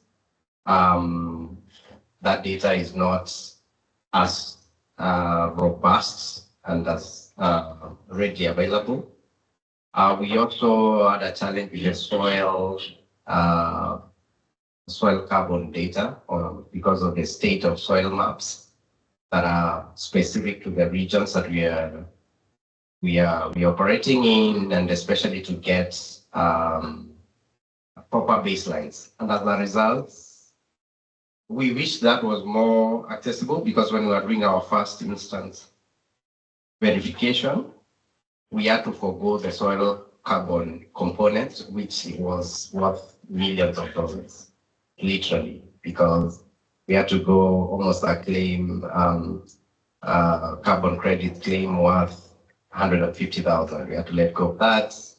If you multiply that by maybe an average of even $10, we are talking about, quite a huge amount of money. So I wish that was really accessible, because it has real impacts in terms of the finance component investment. So it has a real impact in the real world in terms of money, in terms of lives, and how they just credible data sets have such a huge investment impact. Yeah, key credible data sets will stay within the evidence framework. So yes, as you can see, you can lose millions because your data set is not credible, it's not decision grade. But you have the data, just that it's not decision grade. Anyone else?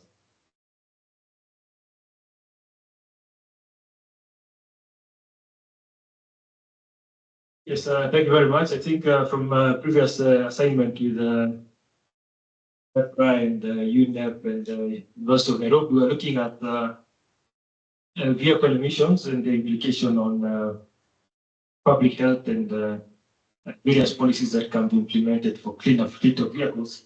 And the standard of climate data was limiting. And one challenge we had was, for instance, how to estimate or attribute vehicle emissions to respiratory and cardiovascular disease, and quantify that in monetary terms, so that we could give a big figure to Treasury and government for policy implementation. That was a big challenge. Yeah, and I think that cuts across, because I think we know that the e-mobility policy is currently, it was launched, but it's currently underway. So some of those aspects within that policy are key in terms of trying to see how can we attribute our vehicle efficiency towards maybe a social cost carbon, right? From as far as I know, the social cost of carbon is a factor that is sort of like factually distributed across different studies. And it depends on where you want to go. So if you go US, you have a figure for the total cost of carbon. Go to another country or another region, we have also another different cost of carbon. So from that perspective, attributing emissions to cardiovascular health and trying to see how those two interlink. That is a data set that I think is key, right? Is key in terms of decision making. Anyone else?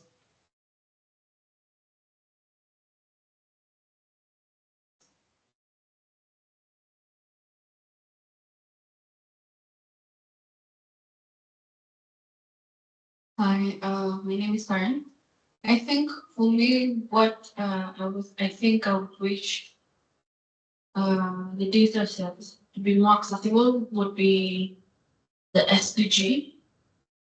So in carbon certification process, most of the time the SDG data is self-reported, right? So for instance, are you experiencing any health challenges or any difference in your health, whatever, at the time between, if you're implementing a carbon coke stove project, for instance, between the baseline scenario and after you purchased the improved coke stove. So I wish there was a way in which it was not self-reported, there was a way to track that digitally. I don't know how exactly someone would go about that, but yeah. Yeah, that's so. Most of the data, it's just when you're looking at some of these methodologies, just to give some contextualization, we ensure that, especially if you're going with gold standards, you have to have core benefits. So some of these core benefits include the SDGs, so SDG 7, so on. So all these, you have to find a way in which you're reporting them, right? So if you're reporting them, you have to find data that you can speak to, right? And from what she's saying is, or from what she has said is that most of the time you have to use either KNBS, Eurostatistics, try and extrapolate from your baseline what that would ideally look like. Right? And the more we go into gold standard, the more we go into meter. But that is something, again, that we'll talk about tomorrow. Any other before we close the floor?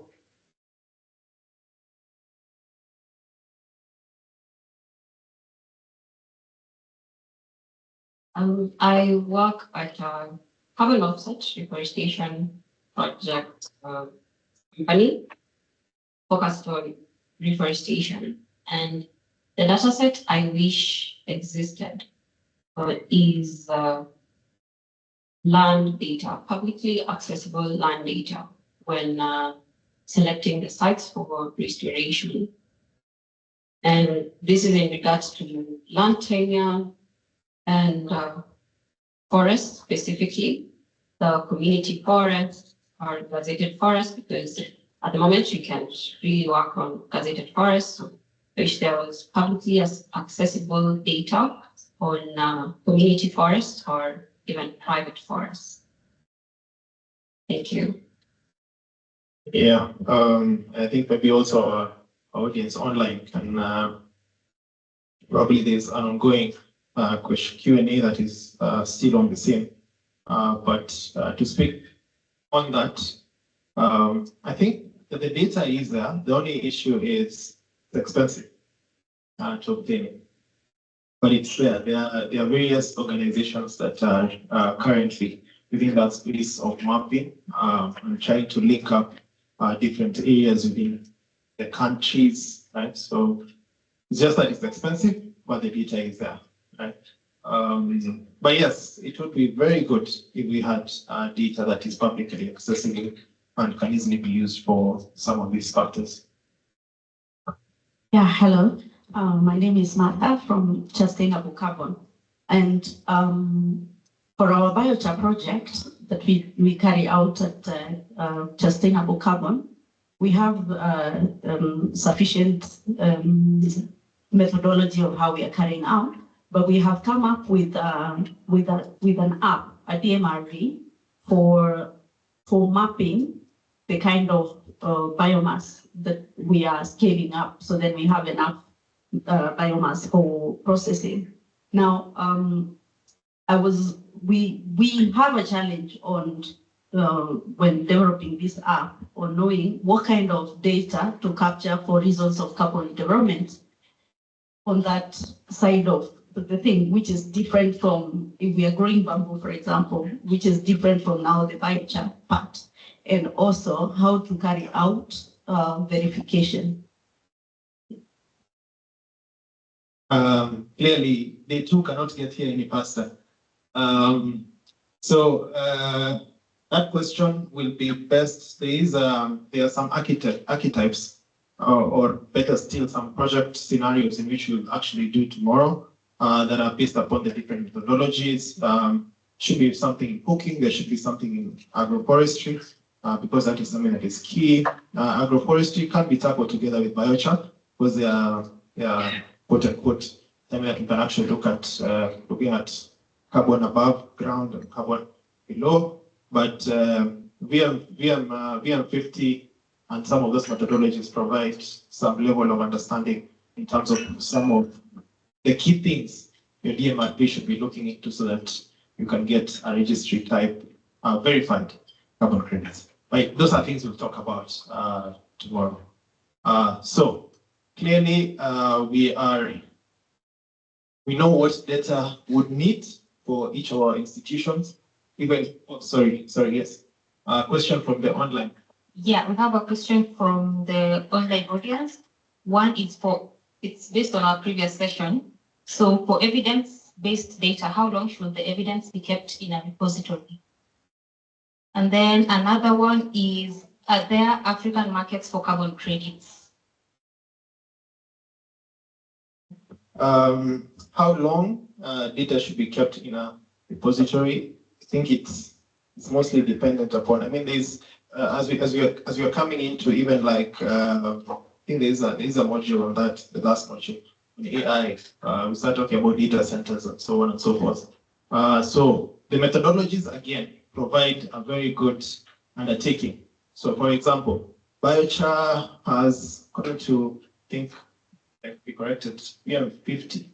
I have over 20 years in which you can actually get carbon credits. So depending on the data that you actually need, because there is what do you call it? A recycling period.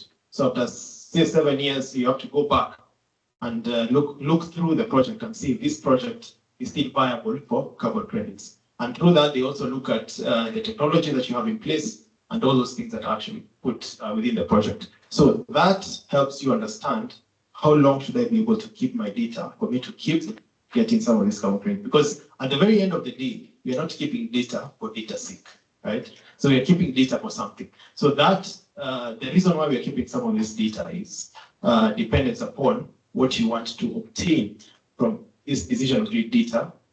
So for example, if for example we want to see how Nairobi has evolved from say 1800, right? So the reason why I would keep that data to show the evolve of Nairobi from 1800, there has to be a very good reason, right? So culturally, maybe we can say we can keep it for forever, right? But beyond that, how can it help? How can it be marked? So depending on the different sectoral scopes, depending on the different levels that you are in within the data value chain, that is what we'll speak to. How long can I be able to keep this data? Because you do not want to store data that you don't necessarily need. I'm sure even in your laptops, there are those files that after a while you can discard. So it's the same idea.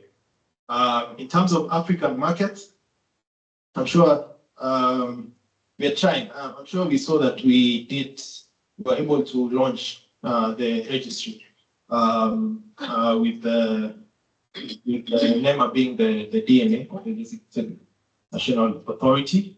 So we are working towards that. Currently, not yet fully, but we are working towards that, the African market, to see if that can be in place. So for questions, so that we can also move, let's hold them until the very end. So the genesis of all this is to try and see, can we be able to look at the governance or the guardrails or how data moves, right? What data do we need? So that now from that perspective, we can now go into the next slide, which is climate carbon. Where do they meet? Right? So looking at climate systems, this we have talked about, and I'm sure we all know about rainfall data, temperature data. Now, when I speak about data, when I speak about information, I speak about evidence, it should be clear in terms of how exactly these nuances are actually put into place. You know, the flood levels, the drought indices, the seasonal forecast, that all formulates what we consider climate data, right? When you come into carbon data, looking at activity data. So that would be the fuel use, the land use, the project monitoring data, the verification records. So all that makes up what you consider carbon systems and the data that are within these carbon. So, based upon this, the decision context from a climate perspective is public safety, infrastructure planning, and disaster response. Sure, people here from MET will tell us this is key in terms of climate data because there's a lot of infrastructure that is planned based upon what we have in terms of climate, be it our roads, be it our waterways, so on and so forth, even buildings. Right? In terms of carbon, you're looking at credit issuance, climate finance disbursements. So, based upon these two data sets, if someone can tell me, based upon just looking at them, what are some of the shared dependencies? Can be one or two, or you can just try and explain based upon maybe a data set that you know. This is where we come together. Maybe at this point, based upon maybe the QA, QC rules.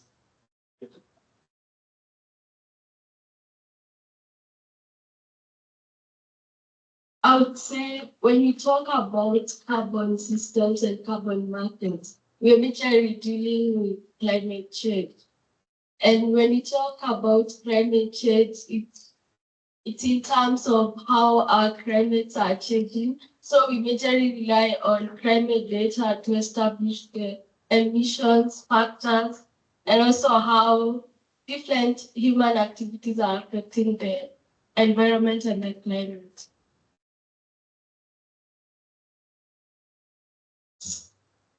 That's perfectly on point. So when you look at climate and carbon, I can't use Swahili because of our online audience, but it is like brother and sister, or mother and the daughter to some extent. Why? Because carbon systems depend on climate and environmental data. So if we do not have robust, well-monitored, well-reported, auditable, and all those things we're talking about in terms of evidence, and that's where the lie. So the shared dependencies, right? The evidence, right? So we all have to have these rules, we all have to have version, trusted data pipelines. Right? So what is the methodology? Accountability. We'll have to have institutional accountability. So upon that, carbon systems increasingly feed onto carbon price, right? So they work hand in hand. So you cannot, for example, talk about. I want to see if I can use an example in carbon markets. You cannot, for example, talk about biochar or any of these perspectives within the carbon markets or agroforestry, all these perspectives within that without actually looking at the climate data and environmental data. Right? So all those will work hand in hand to ensure that you have a robust system that covers all patterns and nuances within the system. In terms of climate data, this is just the data that is recorded information about physical climate systems and human activities, and what the influence is and how they respond to it. So some of its sources really are sensor reading. In terms of administrative, those. Some of the model outputs look at the climate predictions, products focused in symbols, read or not measured, right? So this is just how we're thinking about data, how we've thought about the different nuances of data and carbon. Now looking at it from a climate data perspective, we have to try and see it, like how do you get it? What are some forms of it? What are some of the model outputs? So once you use it, what are some of the outputs that you expect as information? This is any questions so far? Or I move ahead, or we're feeling a bit and get a short icebreaker, 2 minutes. I usually take silence as consent.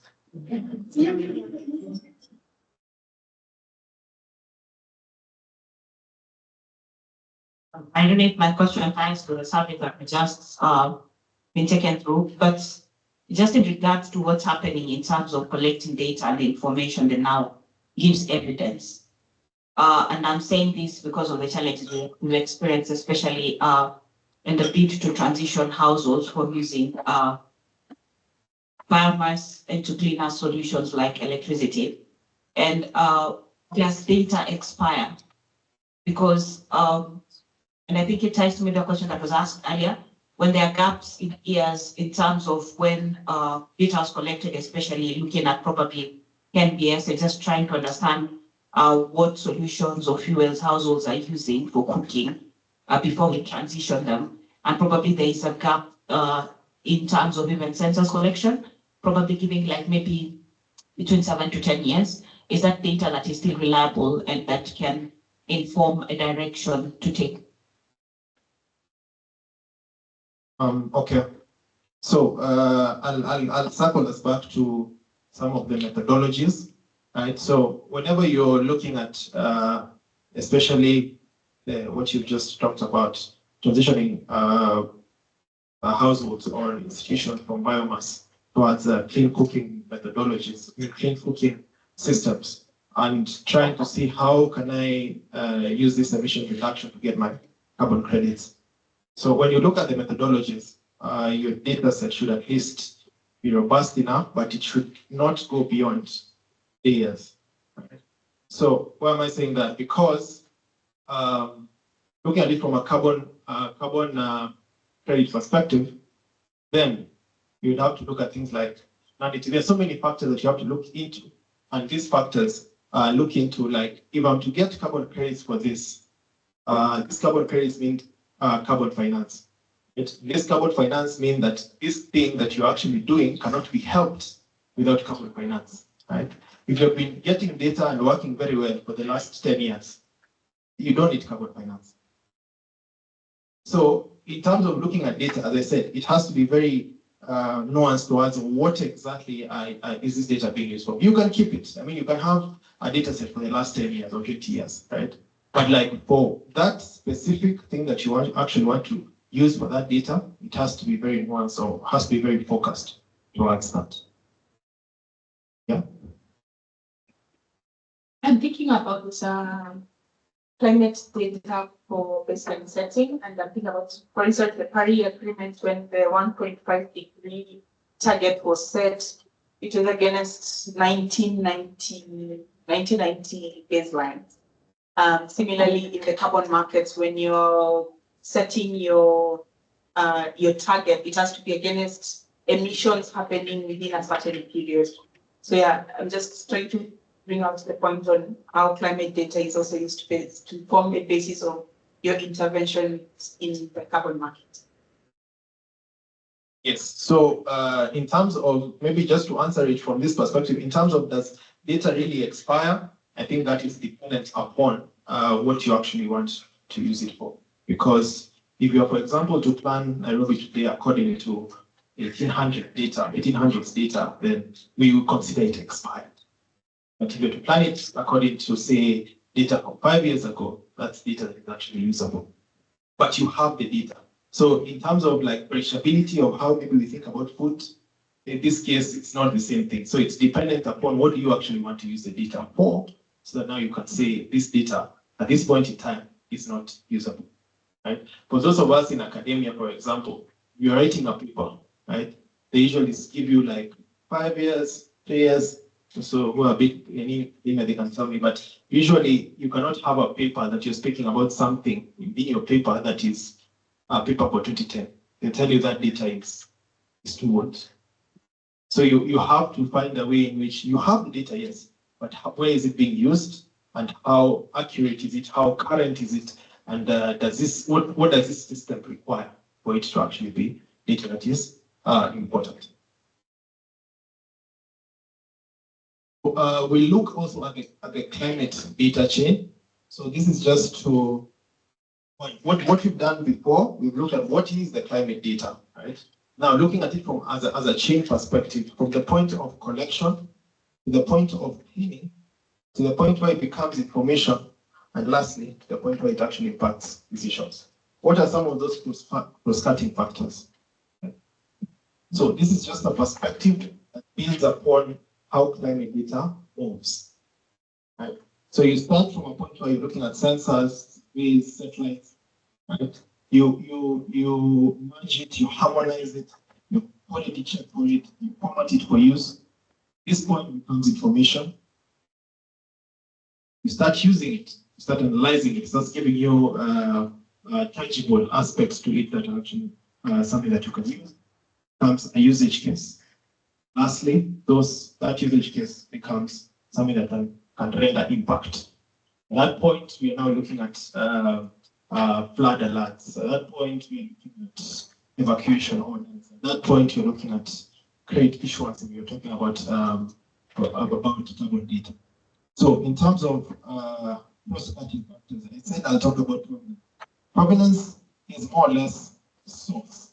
So origin of every. So for example, my colleague there talked about transitioning households or institutions from biomass towards clean cooking.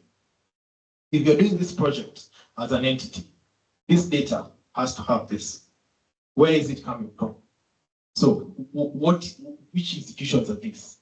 Which households are these, right? So that data has to be very keen on some of these aspects. Where is the data coming from? In terms of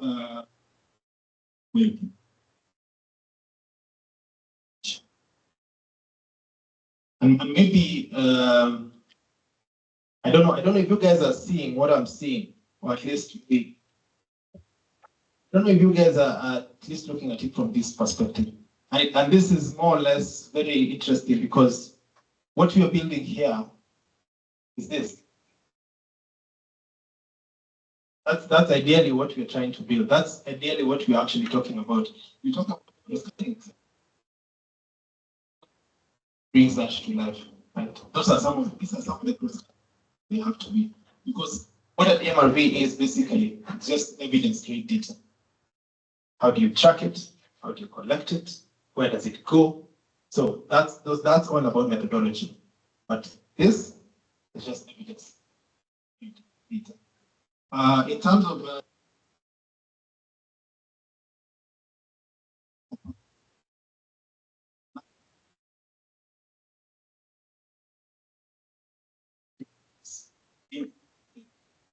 value chain of data, perspective, the all come at the end. This will talk in terms of authorization, so that now we can start getting into governance and how data moves. We are not doing so bad on time. Any questions?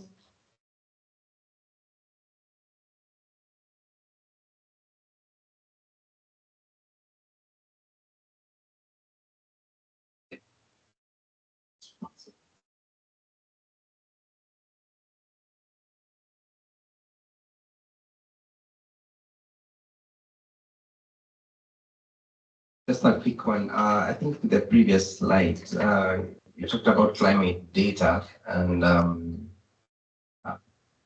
observations. I'm just wondering, maybe it's just a moot question, but in the current age where there is a lot of the place for the collection of the climate data, does the traditional methods of climate data observation, it's really count in the day of sensors and satellites and all sorts of things? Because if, for instance, in maybe arid and semi-arid areas, the users collect that data, they use it, they know how to do the pasturing cycles, the pastoralists, they know where to go when and all that kind of stuff. In this just age of tech, does that have a place in terms of just observations and collection of climate data? I'll give an example to answer that question. So one of us talked about not having data that can link cardiovascular health to emissions, right? So I think we can say with some level of absoluteness that that data is sincerely very difficult to find, or at least to mostly be extrapolated, right? So based upon that, solely that, if we are to think about how we probably get that data, it should probably look like when we go through, say, all the hospitals, for example, in Nairobi, and look at how many people are actually coming in with like cardiovascular issues, respiratory issues, and try and sort of like ensure we can have another control model in a different county that we ideally look at in this county, how many, right? And then try and see how we can extrapolate and link up the emissions or the people in this county and the other county, and then this is how, right? So to answer your question, yes, we're in a world that a lot is changing in terms of observation. This year, I think most of the methodologies are all moving towards metered. They no one more or less wants sampled, right? Sample data is no longer something that is actually being taken up. Everyone is going towards metered. Metered, by metered we mean something that is giving a feedback in terms of data, right? They don't want you to go and start asking questions. That most of those methodologies are slowly being kicked out of the system. So there's a lot of changes that are happening that are moving away from observations, but in some cases, there are still some linkages that have to be there because policy has to be driven by something. Policy has to move, decisions still have to be made, right? And they have to have, as you were calling it, some evidence background, some methodology that was used, some information that was tracked, right? So these are some of the nuances that are still there, but they are changing based upon how technology is moving and how people are better placed to collect data and how best they actually collecting this data.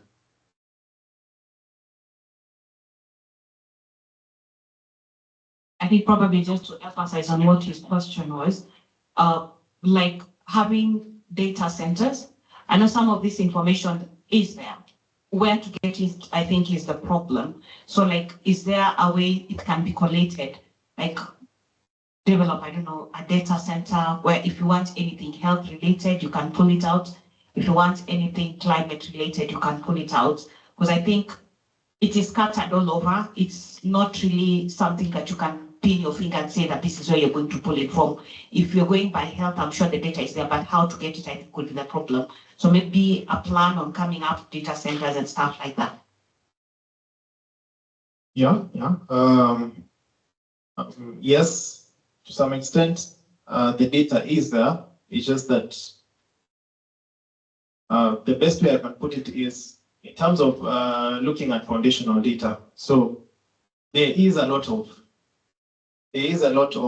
until ideally there is a lot of this. This is almost 100% there, even within our country and even within Africa. Data is there. At this point, we are now sort of like it's I don't know how to put it. It's an inverted pyramid, right? So this is a lot, but as you're going down, it keeps shrinking. Right? So it's sort of like we are, and maybe this is something that we can also like think about within our own institutions, sort of like we are collecting data and then finding ways to use it later. Right? So it's not that we are collecting data for set purposes, just, we need to try and move to electric mobility. How do we look into efficiency and respiratory? So hospitals have this, let's go to hospitals. So it's not like a full chain that went from collection, aggregation, usage, and impact.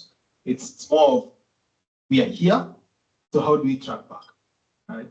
So that's some of the would say issues or systems that we as data practitioners, we as climate practitioners, we as environmental practitioners need to look at in terms of how do we ensure that data moves in this direction or not. We need to elicit this impact. So where can we get the data, right? So you start from there, you get the data, and also based upon that, you guys can see it, is that there are a lot of silos, right? I think even just us in this room, there are some of us who have collected the same data from the same places, and we have used it for different purposes, right? So I need, for example, to collect school data. I'll do my own school data. Someone else needs to collect school data, they'll do their own school data, right? So those systems are not in place in terms of how can we, as she puts it, have a centralized location whereby if I need school data, this is where I can get it. And sadly, it is there. Why we cannot get it? We're going into it right now.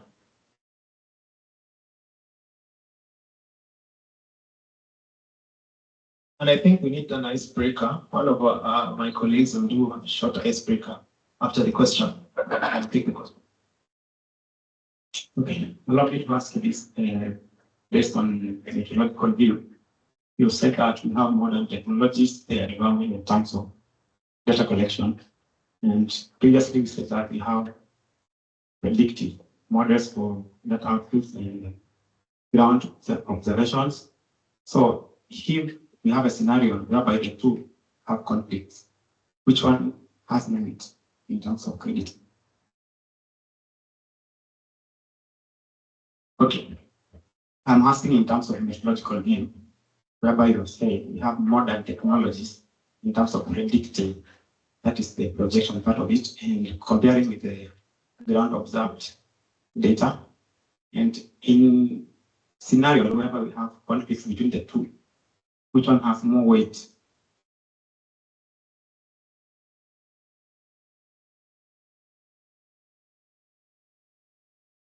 By ground data, I think you mean observation.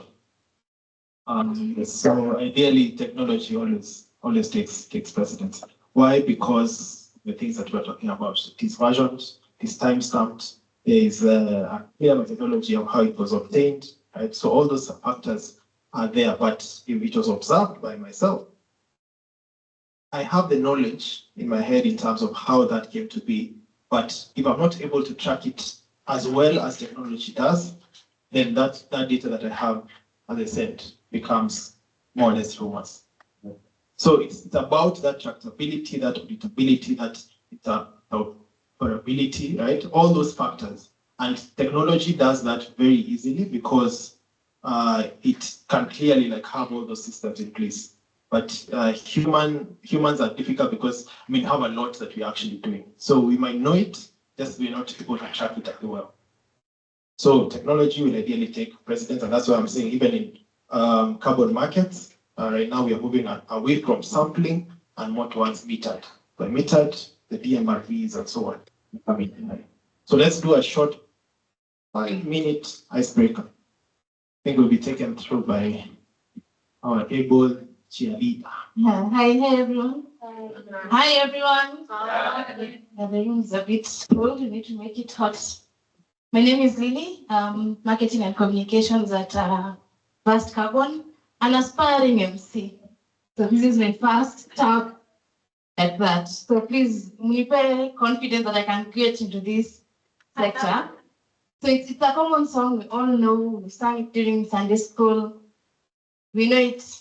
I shall make you Is it I shall or we shall make you? I will make you. The people shall. I will make you fishers of men, fishers of men, fishers of men.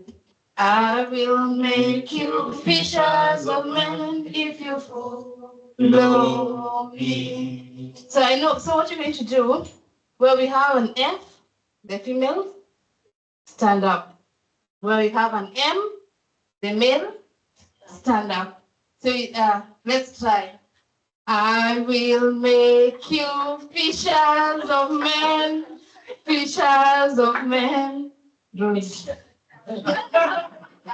you have fluid that we can see which one can take care of them? Okay, let's do. So we're going to start slowly and then pick up the pace. If you don't do that, you'll come here and you're going to give us an icebreaker, and I'm watching. Let's start. I will make you fishers of. Let's do it again very slowly. I will make you fishers of men, fishers of men, fishers of men. I will make you fishers of men if you follow me. If you follow me, if you follow me, now fast. I will make you fishers of men, fishers of men.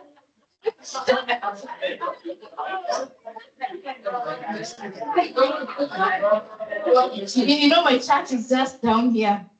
Just down here. You may possibly be disappointed. Yeah? So I think we've broken the ice yet, no? Yeah, thank you. Can I continue with this? Yeah. Do I have potential? Yeah. Clap for me then.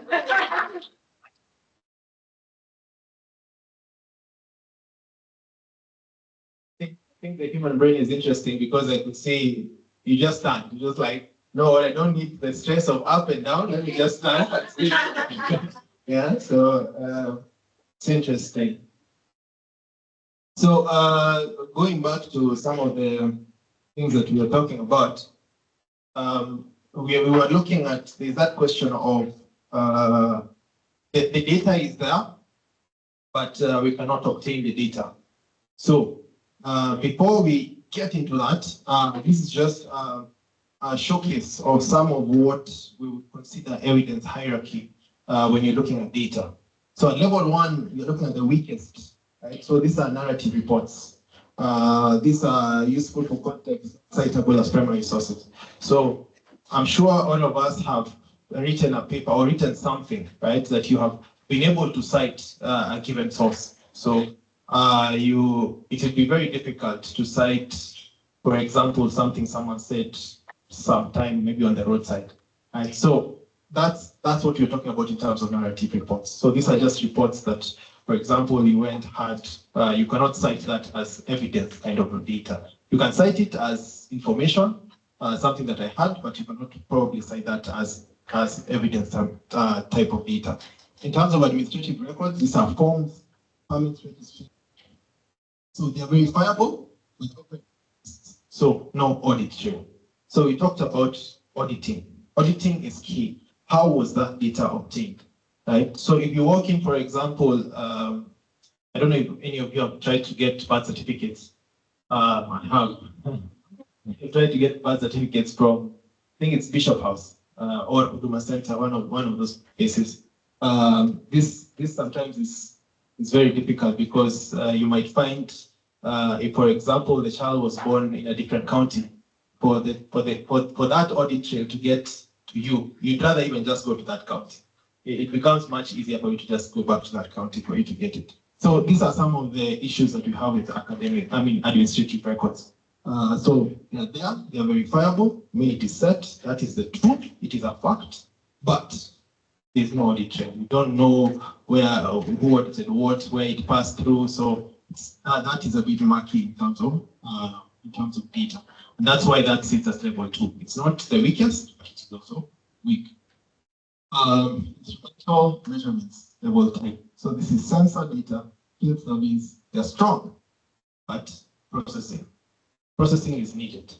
So you cannot take something off Kobo toolbox and just put it in a publishable document, for example. You need to be able to process that data, ensure that it is at a level which it can be used as evidence.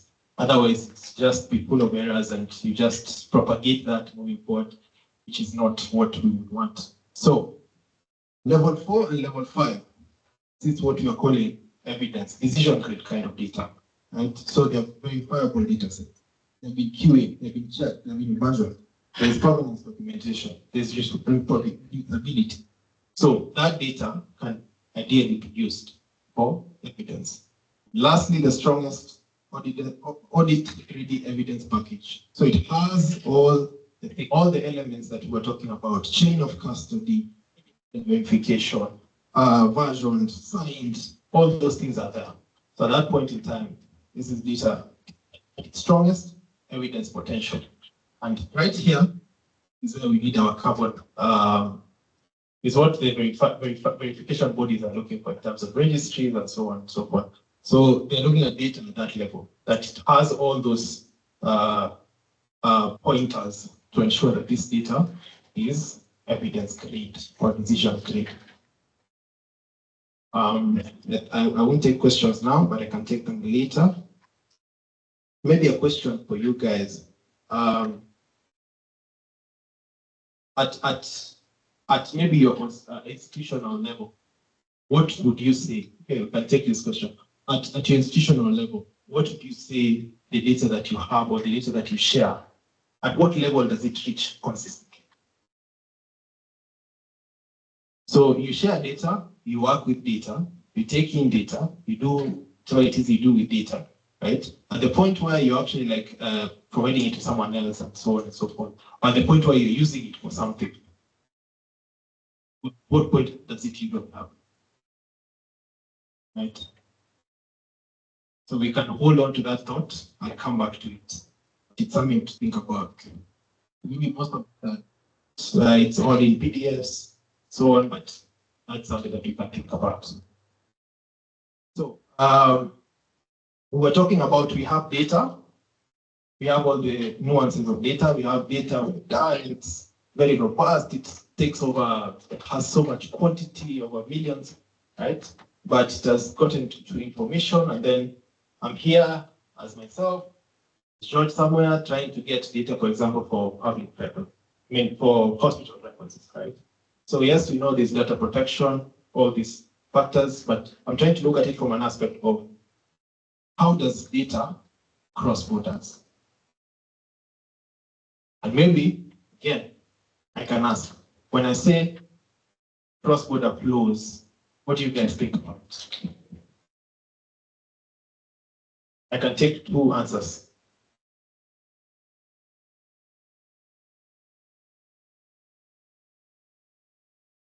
I'm thinking either between countries or between organizations. That's on the money. So that's the truth. When we talk about cross-border flows, we are talking about data crossing, not just countries, but crossing also institutions. Right?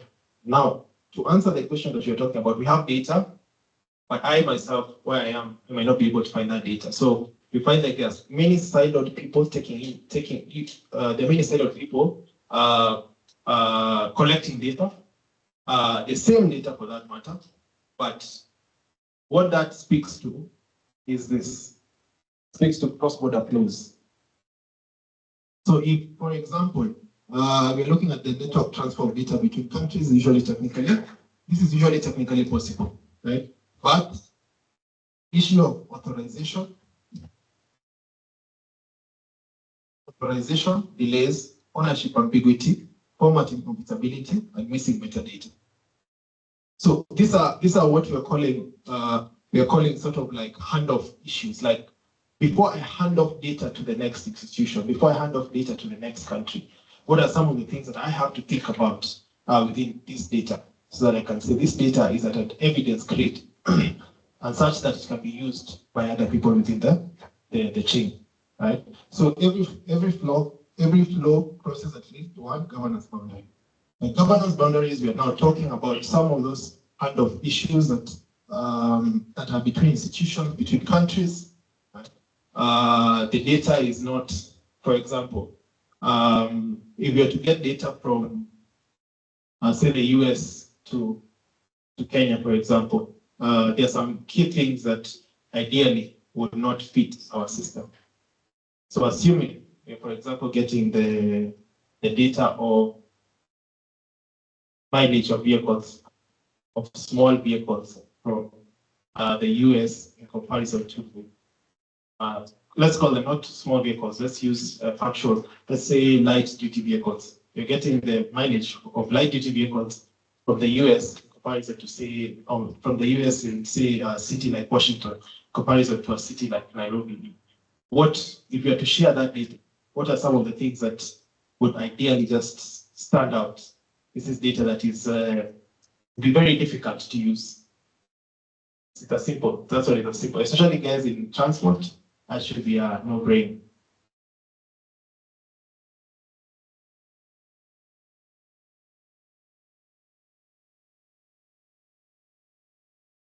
Covered behavior and covered patterns.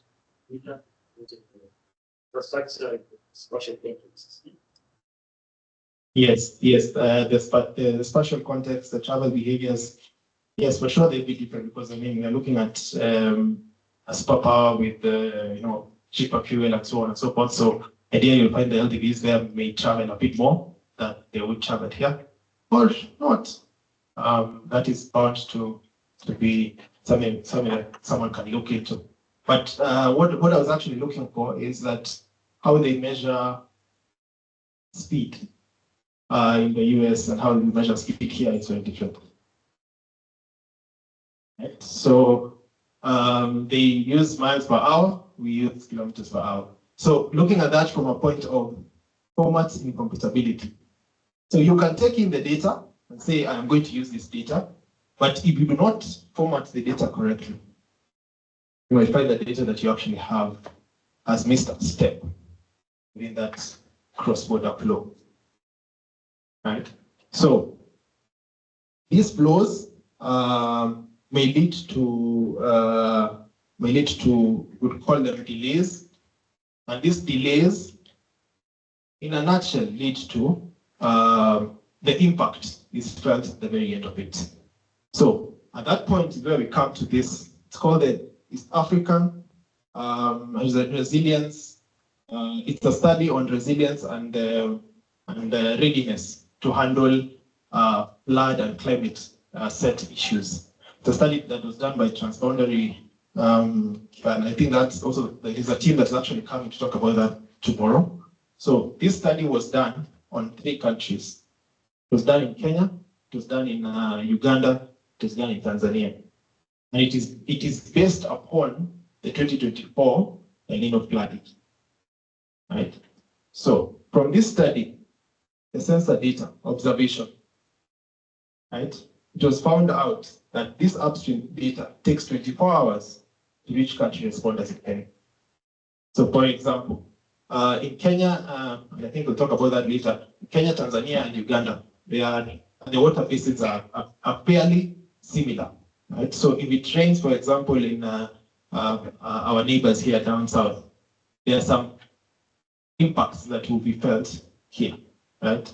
Some slight impacts, maybe slight, depending on how far down they are or how far south it is. And some of these impacts will be felt all the way, right? So based upon that by itself, this study showed that there was a 24-hour delay between when the data was actually collected to the point whereby alerters got the information that there is this climate emergency that is actually coming in, and you need to start alerting, you need to start doing something about it.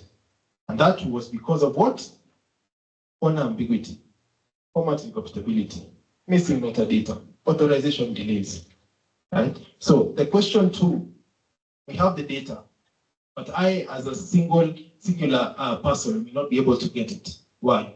Will not be able to get it because there is something within this border, within this boundary, that is making it more difficult for you to actually get it. And that is something that it cannot be realized by, say, one person or 2 people. It's something that we all have to look at within our institutions. How do we move data from this set department to this other set department? What are some of those blockers? How can we ensure that there's some seamless movability of data from point A to point B? What are some of those guidelines that we can put into place to ensure that data can easily move from point A to point B? Because if I'm coming to you asking for data, I'm not doing it unless maybe you're ChatGPT or Anthropic or any of these people who just want data for the sake of data, right? But I'm not coming to you so that I can just obtain data to keep it. I'm coming to you because that data has an impact level. Right? So how do we move? Right? So common governance flow failures, delays, conflict communications, missing ownership, non-standard codes. So those are some of the issues that are very common in terms of how data can, the blockers of why data cannot be moved. I don't move because of some of these things. Maybe a practical implication is maybe designing for cross-border data fixing and governance handles, not just building APIs. Now, what do I mean by that? I mean that we are talked about, we have an impact, we need data. So we start from impact and then move backwards to how can we get this data.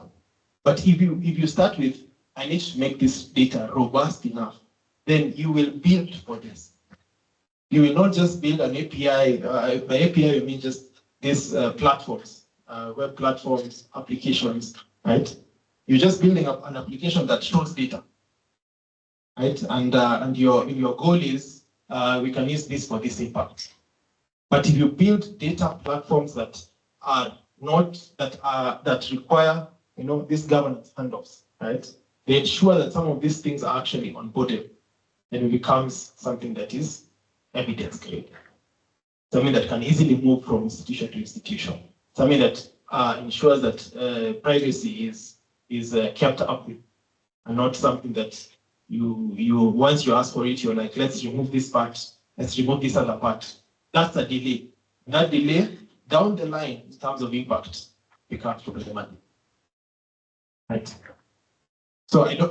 That's something I think that is very, very important in terms of looking at governance and how data flows from point A to point B, be it within a country, be it within institutions. So we have to build systems whereby data comes first, and we build data around governance handoffs. How do we move data? How does data flow? So on. So that makes it very, very important in terms of interoperability of data.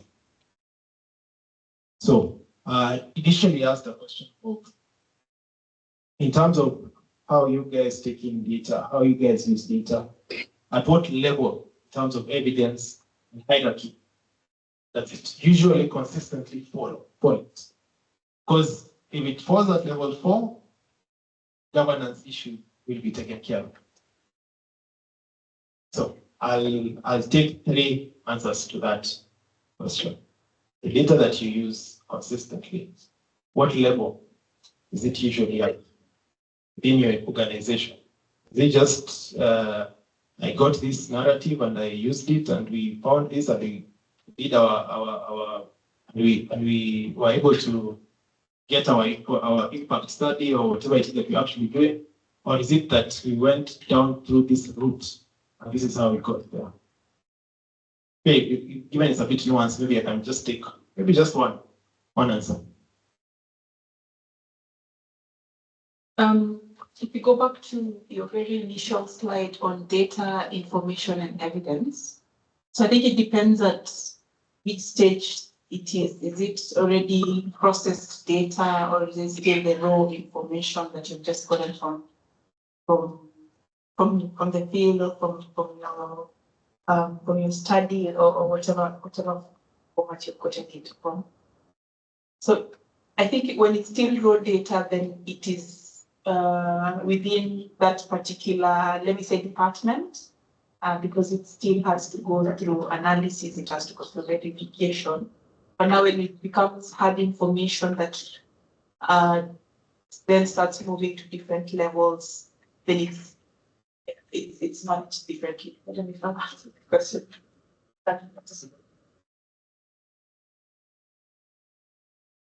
I think for organization, it could be a hybrid where you are required to at times do research and collect data manually when you're doing FGDs and stuff like that. But also hybrid because you can get data that has already been verified. If you're working with the, say, guys like MEX, you're working with KNBS and any other data that you're looking for. If you're looking for cooking kind of formats that have been there, power consumption, fuel usage and all that.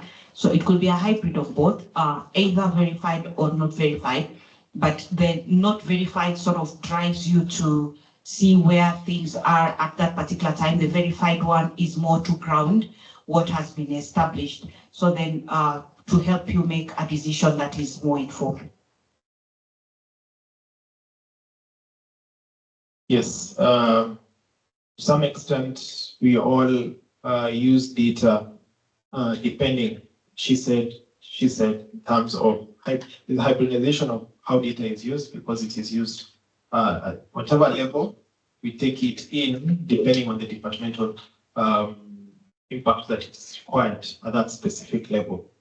And here, we just now looking at it based upon just that, that understanding, that how we handle data is reactive. It's not proactive, right? So we do not, and that's the difference between governance and compliance, ideally, right? So compliance is meeting external rules, right? So you're submitting the forms, you're submitting meetings in time.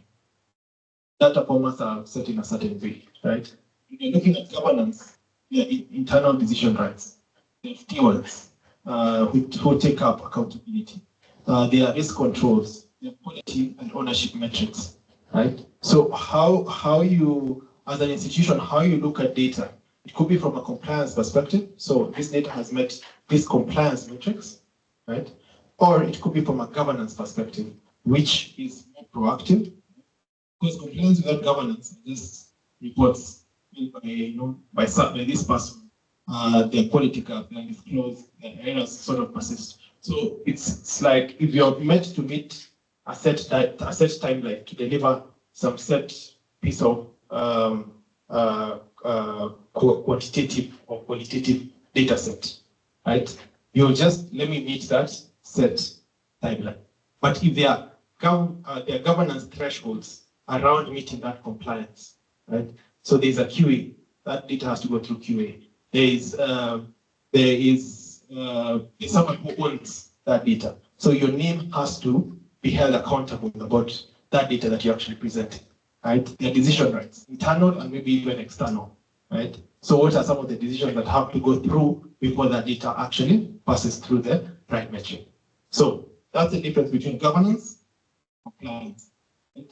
Also, governance without compliance, internal obligations are missed. So yes, you can have a lot of QAs about the data. Ensure the data is robust. It has passed all the QA gates or QC gates, whatever it is that you may have. But you do not have timeline for it, then it doesn't really help anyone. Right? So compliance allows for an externality of the data that you actually have, and governance allows for an internal kind of obligation metric of what that data you have means from a company perspective, institution perspective, country perspective, and both of them have to work together. So when you're looking at, for example, MRV notification, so it requires both in terms of compliance It also requires governance. Compliance, MRV, for example, will require you to be able to show. Okay, let me not preempt that. But it requires for you to show like how, for example, were you meeting these people that you're taking this data from, right? It requires, you meet some compliance perspective, be it administrative. If, for example, we're looking at what we have now, whenever you're getting carbon credits, you need to go through NEMA, you need to get an EIA for whatever project that you're actually doing. So some of those are just compliance rules set to ensure that you are able to meet what are some of the benchmarks for your data to meet verifiability, right? But in terms of proving evidence, the internal governance would ideally look like what were the chains, how did it move, who was in charge of what, who signed up with this, who signed up with that. So those are the internal governance, what I call thresholds that ensure that data is evidence-based and verifiable. So, the question, which you can answer later, where does your institution sit? Strongment, compliance, or governance, or both?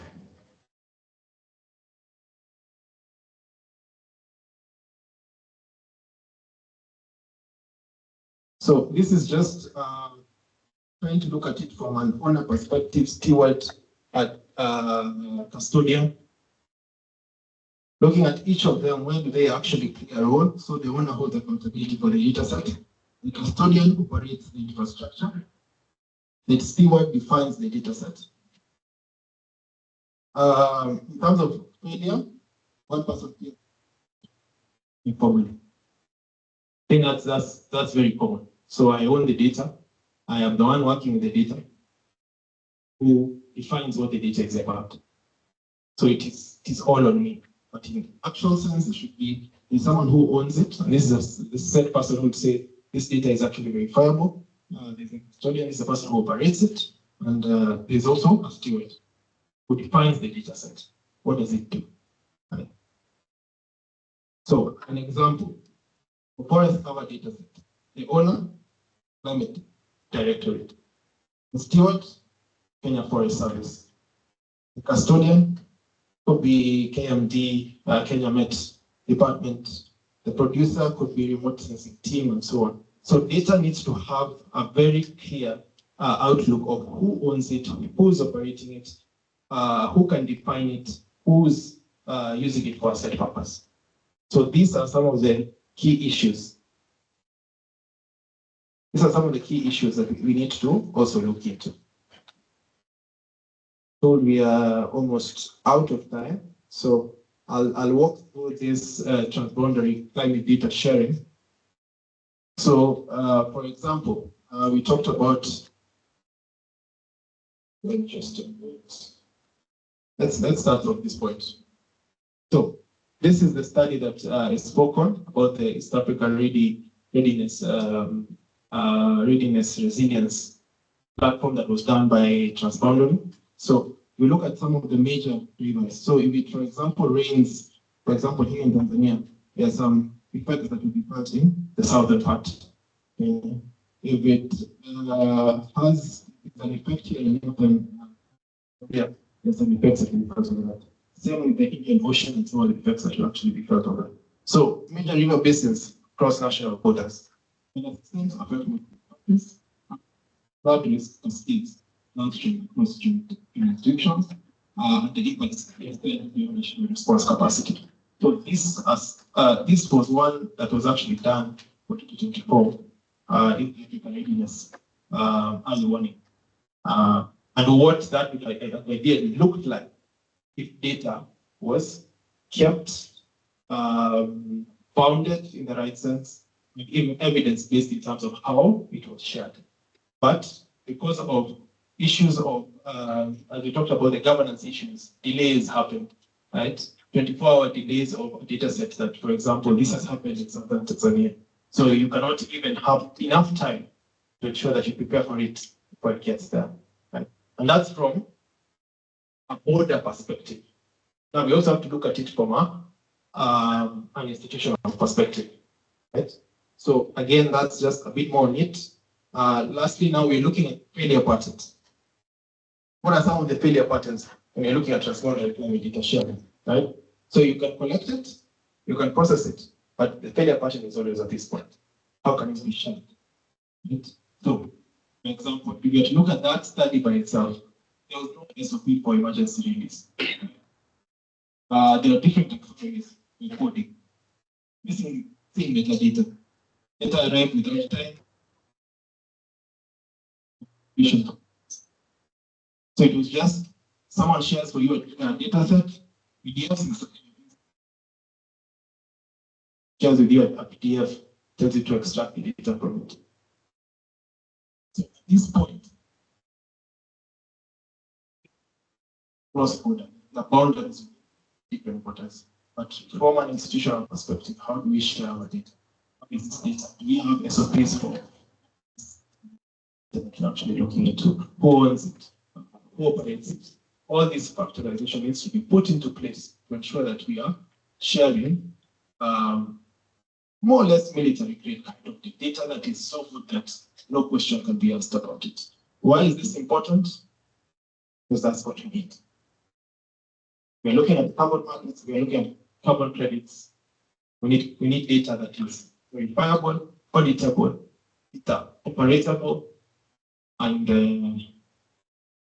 double at all levels.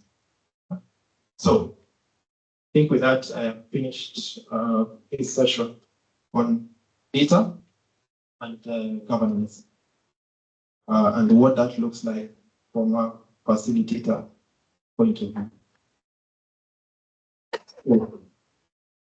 Before we go into, there will be a very short break, then now we'll go into digital.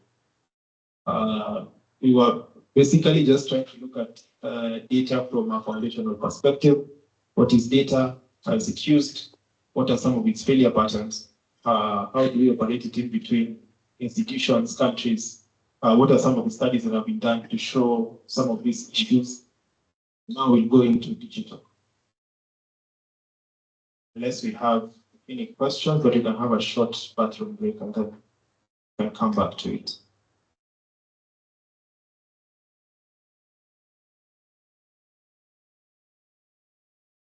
And maybe just to preempt, the slides will be shared.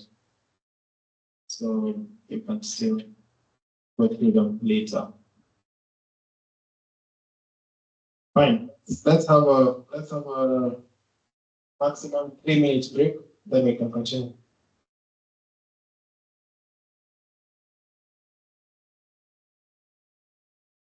Okay.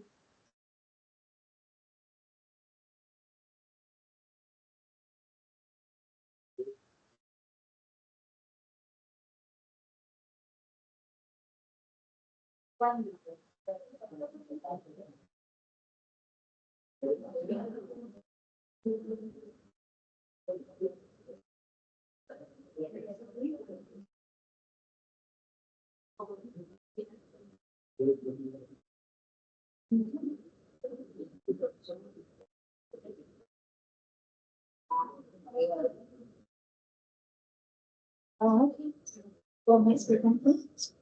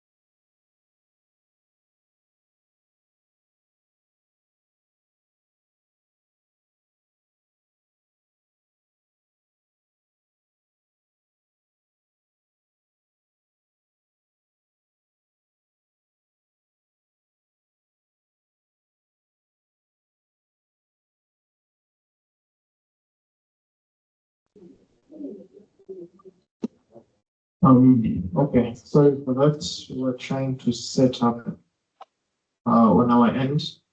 So I don't want to get into your lunchtime, and I'm saying we are 10 minutes towards me getting into your lunchtime.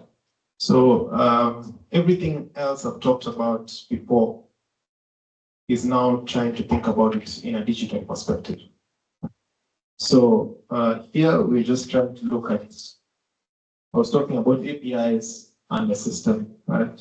So this is purely just saying governance and compliance. What a system must do, what are these layers, core functions, right, of a system, what architecture matters, climate data, maturity model, interoperability, pipeline design and tool selection, and having a knowledge technical point. So it is just trying to look at it from if I'm building, there was a question of there between observation and technology. So if I'm doing it for digital, what are some of these architectures that are very paramount for them to actually be there? First, to say that this data can pass this evidence check, right?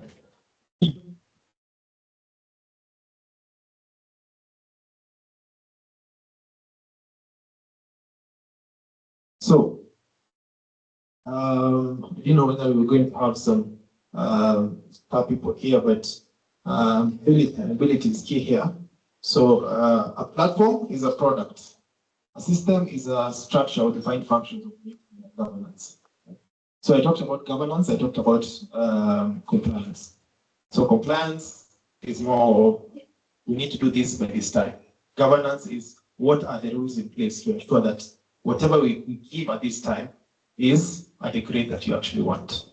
So if we were to think about that in terms of a vehicle, the vehicle is a platform, but how it works is the system, and that's the engine, right? So you're thinking about data, a platform and a system. The ideal, at the very least, a system should have defined inputs, processes, outputs, embedded validation, measuring, audits, clear authority, escalation patterns, operates reliably and responsibly. Right? As far as data is concerned, build a system and you build a platform. But we do platforms, then systems coming later, right? So system first, then platform. Because the system takes care of this. Once you take care of this, whatever platform you have, it can pass any verification body that you're taking it to. Right? So there's really they said they're trying to build a DMRV for biochar. Right? So they're at the point where they're actually looking at the different systems that are required to be in place to ensure that whatever it is that they're actually building will pass evidence there. That's where digital comes in. So platforms are not systems, right? So system is defined by functions and interfaces. Platform is a tool, right? So maybe an example even closer home. I think all of us have one way or the other come across a Jembe. Jembe is a tool that allows you to till land over various periods of time. So the system in which you do that is built upon what you want to do, right? But if you have a Jembe, for example, and you live in this floor throughout the year, you have a platform, but really you can't do anything with it. And really there's nothing much it can help you with. And that's the thing. It has to go through I have a system first, then I get a platform, then you look at the architecture that might precede the tool. What are the common failure patterns? Right? Then before any procurement, the functions it does, the tool cover, and what this function must connect it to. So in most cases, this is important because we go out of our way and we say we're going, for example, into biochar. We need a DMRV tool. Go into the market, they're there. The tools are there. And you probably get a platform that allows you to do a DMRV. But you're not thought about what methodology am I using to get my credits for biochar. You're not thought about so many other aspects that are key for you to actually go into the market and get a tool that you can use it for. Right? And that's why platforms are not systems. And systems have to come first before you build the platforms. So why claiming data systems be learning? Same things that we've been talking about. So platforms are purchased before functions are built. Governance roles are defined after deployment. So you look at all the data that you actually require, you get it, you are the steward, you're the owner, you're the one doing everything with that data. Then once you get out there and you're not there, everyone feels like we should have defined this data much better. What are some of the key roles that we have put in place? What are some of those governance rules that we should have had in place even before this data was actually put out there? So that's the key failure point.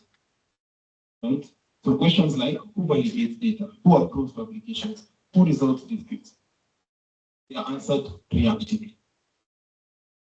So they are answered as something that this impacts. We need this data to do this. Who will validate it? We have the data, but we're not sure, right? So another, using that same example for hospital record data. Like, yeah, we have the data, but how can we authenticate it is okay? Like, I think it is the county office. I think it is the hospital that you get it to. So you're not very sure at this point how the governance looks like. It's sort of like reactively set in place, and you have to sort of like work your way through it to see how best that can actually happen. Versioning control. Versioning is technically about updates, right? So if you do not version your data, by versioning we mean what date, what timestamp. So if that is not there, I have a million vehicles, for example, or I have a million data points in terms of rainfall, right? But it doesn't have any timestamp. It was just taken and I was given. Right? And I was told this data is for this place. If someone else comes with other data and tell you this is the updated version, where would you start? Do you just easily forgo what you had? Or do you say, from this point it was okay, and this is actually what was updated? So this is where versioning comes in.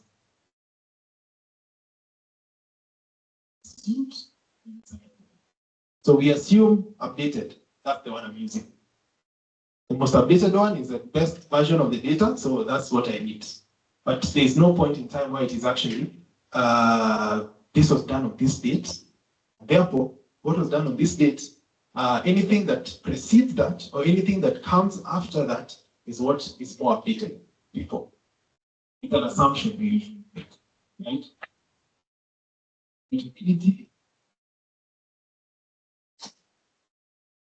So, for example, in EPRA, someone for example, in NTSA requires data. So let's sit down, let's see what you need. Let's see what you need and see what you can give you from where we are. It's never, let's have an agreement on how this data is shared from day one. So the governance is, as I said, is compliance. What can we mean in terms of compliance in our department? But it's never, how can this data help other people out there? So these agreements are in place. And that data set is set in a way that it can be shared by anyone. And we do not have to sit down and start asking what part of that data can I remove? What exactly do you need within that data? And that's the difference between a system and a platform, as far as digital is concerned. So the system is built in this order. By the tool, deploy, discover gaps, patch, repeat.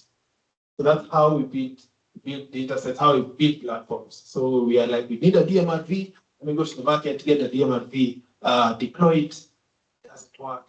Let's go back, let's repeat. So the silos keep going, the silos keep continuing.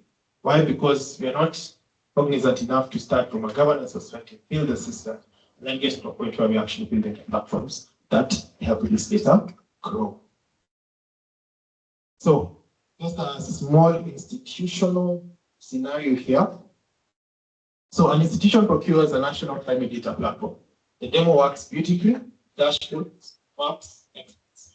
But 6 months later, the final teams were like,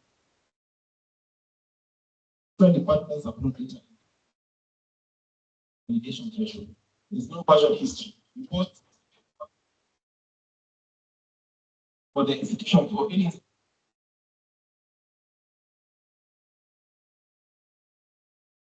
procurement. So this is something that we've seen is very common everywhere actually, whereby you get a platform first and you're like, we need, for example, a PM tool, right? What does the PM tool do? I just need someone who can manage my project. Just get me a tool that can do that. See, the mapping of those functions is never done. It's like, let's go to the market. Let's see what is best. Let's get at least 3. They usually at least 3, what are they called?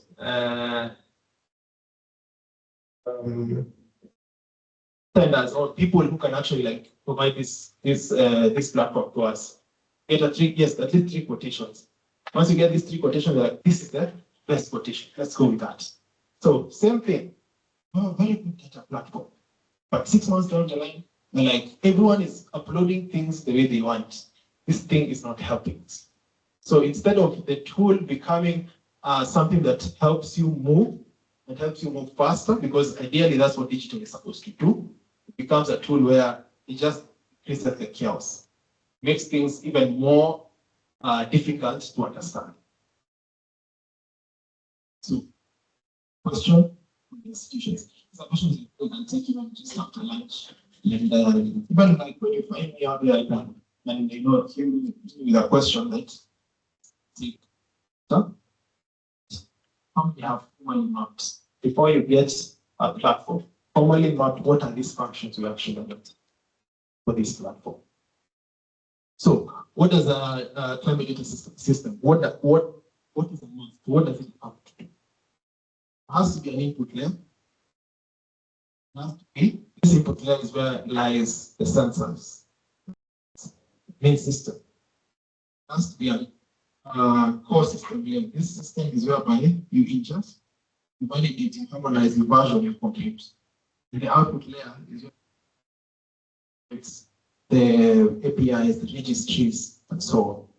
So the system has to move from a governance audit monitoring perspective. As I keep saying, this is where we are at. Monitoring, reporting, verification. What are some of these tools? How do they look? So this is basically the DMRV.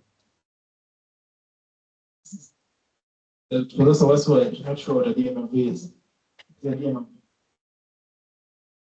So, as an input layer, you get the data, the sensors, takes away all that data. There's a system below it. Validation, organization, versioning, computing. Lastly, there's an output layer. Okay? So a reliable climate data system performs define responsibilities and protect credibility. Receive data, validate it, analyze heterogeneous format, resolves versioning, publishing, and maintain. So, in terms of a system, that's how it looks. Question.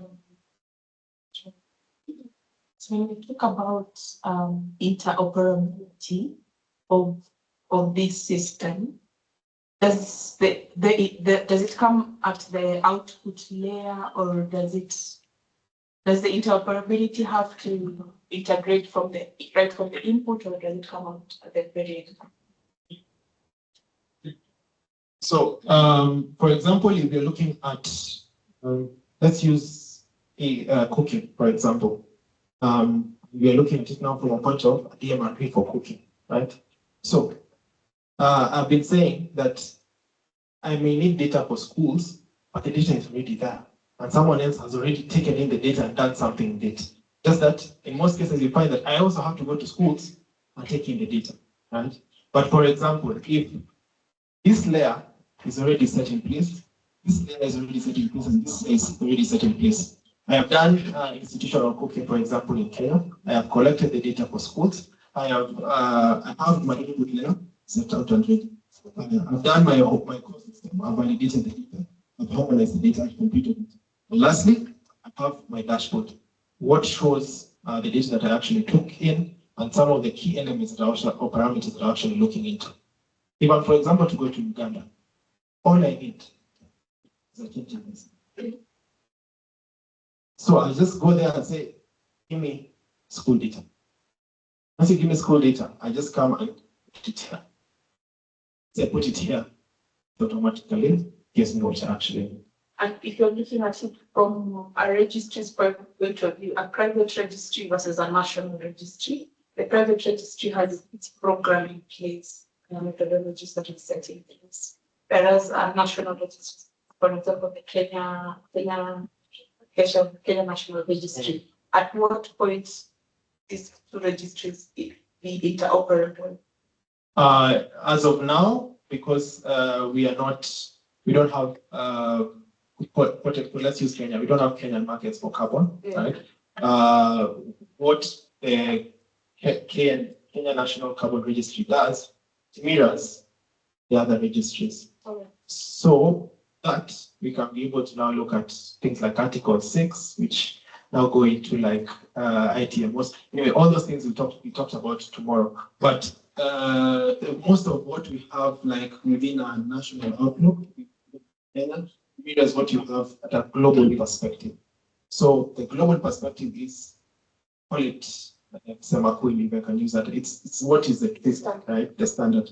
Then what Kenya does is tries to ensure that it's not double accounting. I can use that. I do not have a project that I am doing my own carbon credits, and then someone else has a similar project within the same area that they're doing carbon counting. Then it's all of us go to the global point and say, we are providing carbon eradication or carbon emission reduction from this point. So that's the biggest layer that the national registry generally does. Right? So to answer your question, sometimes it's a change of this. Most of the time it's a change of the input layer. Because this does not change. It only changes dependent on what data that you actually have.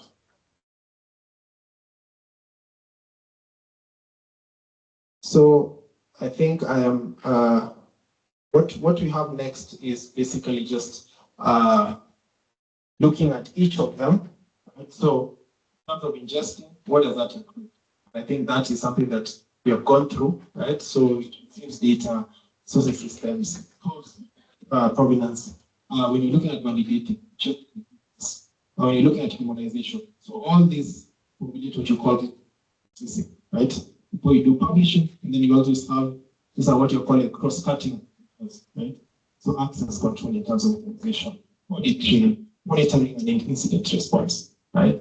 So I'm looking at the time and I'm saying more or less within your lunch hour, but the goal, we can do a small recap after lunch. The goal behind digital is to try and mirror most of those ideologies we were talking about earlier and try and ensure whatever systems you're creating, they're not just platforms that are just being sourced from the market, being put into place, but these systems are robust enough to ensure we have an operational flow of what that looks like, right? Yes, so yes, ingesting, harmonizing, what happens when function is missing, what climate data system carries higher consequence, climate data system maturity model, interpretability. Yeah, so I think we can start from this point once you actually just come back. We do a short, roughly 5 minutes to ensure that this is well captured, but the whole idea behind digital is to try and mirror some of the key aspects that we were talking about earlier and ensure that from a digital perspective, we can be able to get evidence-based kind of data, and data that actually can be versioned in a way that when you're talking about global standards, yes. But I think at this point, there shouldn't be a question of what is a DMRV. That should, by now, should be very, very clear what a DMRV is. I'm just wondering, because you mentioned earlier the social aspects, the core benefits that come with some standards and methodologies. And now we've looked at the DMRV stuff, and now we're just hearing data intelligence. So how does the social aspect, how is the data collected, reported, and how does it become evidence? Because earlier on you also showed the levels. And for me, when I think social, I'm thinking people and I'm thinking narratives. So what's your experience with how that data is collected and how it's evidenced, especially when you want to mirror the impact with the carbon methodology or standard of your choice? From also from general experience, most of the time, because I said we are moving towards there where technology becomes more or less everything, but not everything is moving as fast as that is concerned. So you find that there's still a lot more whereby we have to actually go back to publishable sources, right? By publishable, we mean like experts in the field who have written, quote unquote, say papers or studies that have been done around that, and trying to see how you can use that to extrapolate what your objective is, what you're trying to do as a project. So in most cases, you usually have to go back to some of those case studies, some of those studies that have been done. But the evidence in this case would be the people who've actually done it, right? So if, for example, we have a very easy example. What I, for example, did in my undergraduate as a thesis study cannot be evidenced as a policy paper for Kenya, right? So there are levels to it, but at the very least, right, there has to be a trackable source where this is actually coming from, right? And there are very many social studies that have actually been done on various aspects, right? So when you're looking at core benefits from an SDG perspective, you will not lack sources in which you can be able to say this is coming from this point. And we tried to interpolate this based upon this data that we actually received, right? Because you can't still receive data. We're talking about SDG 3, that's health, 4. One of them. When you're talking about that and you look at it from an aspect of like health records, right? It's an aspect of data protection, but there are versions of that data that you can probably get, right? Nuance in terms of how many people had respiratory diseases and so on and so forth. From even just as simple as Kenya National Bureau of Statistics, right? You can get some of that data. So how do you nuance that towards, for example, historical data? How has that generally changed? Then you go, for example, and get data for, vehicle emissions. How has that changed over time? Is there some way in which you can actually interlink the two, right? The way you can interlink the two is there the evidence point. What are papers that have been done? What are some of the studies that have been done to interlink these two? What are some of those things that have been done to ensure that these two things can be versioned together? So I won't take any other questions. Let's all go for lunch. And anyone who's not been able to, yes, anyone who's not been able to register, you'll find Irene there. I think most of us know Irene. You'll find Irene there. She's able to, 1, register you, and 2, give you a bill card. So we come back at exactly 2. So we have 50 minutes. So let's try and keep time so that at least the next session is well aligned. Energy levels. I've gotten too deep. Maybe I've negative. Okay, let's have some lunch. Maybe things will get better.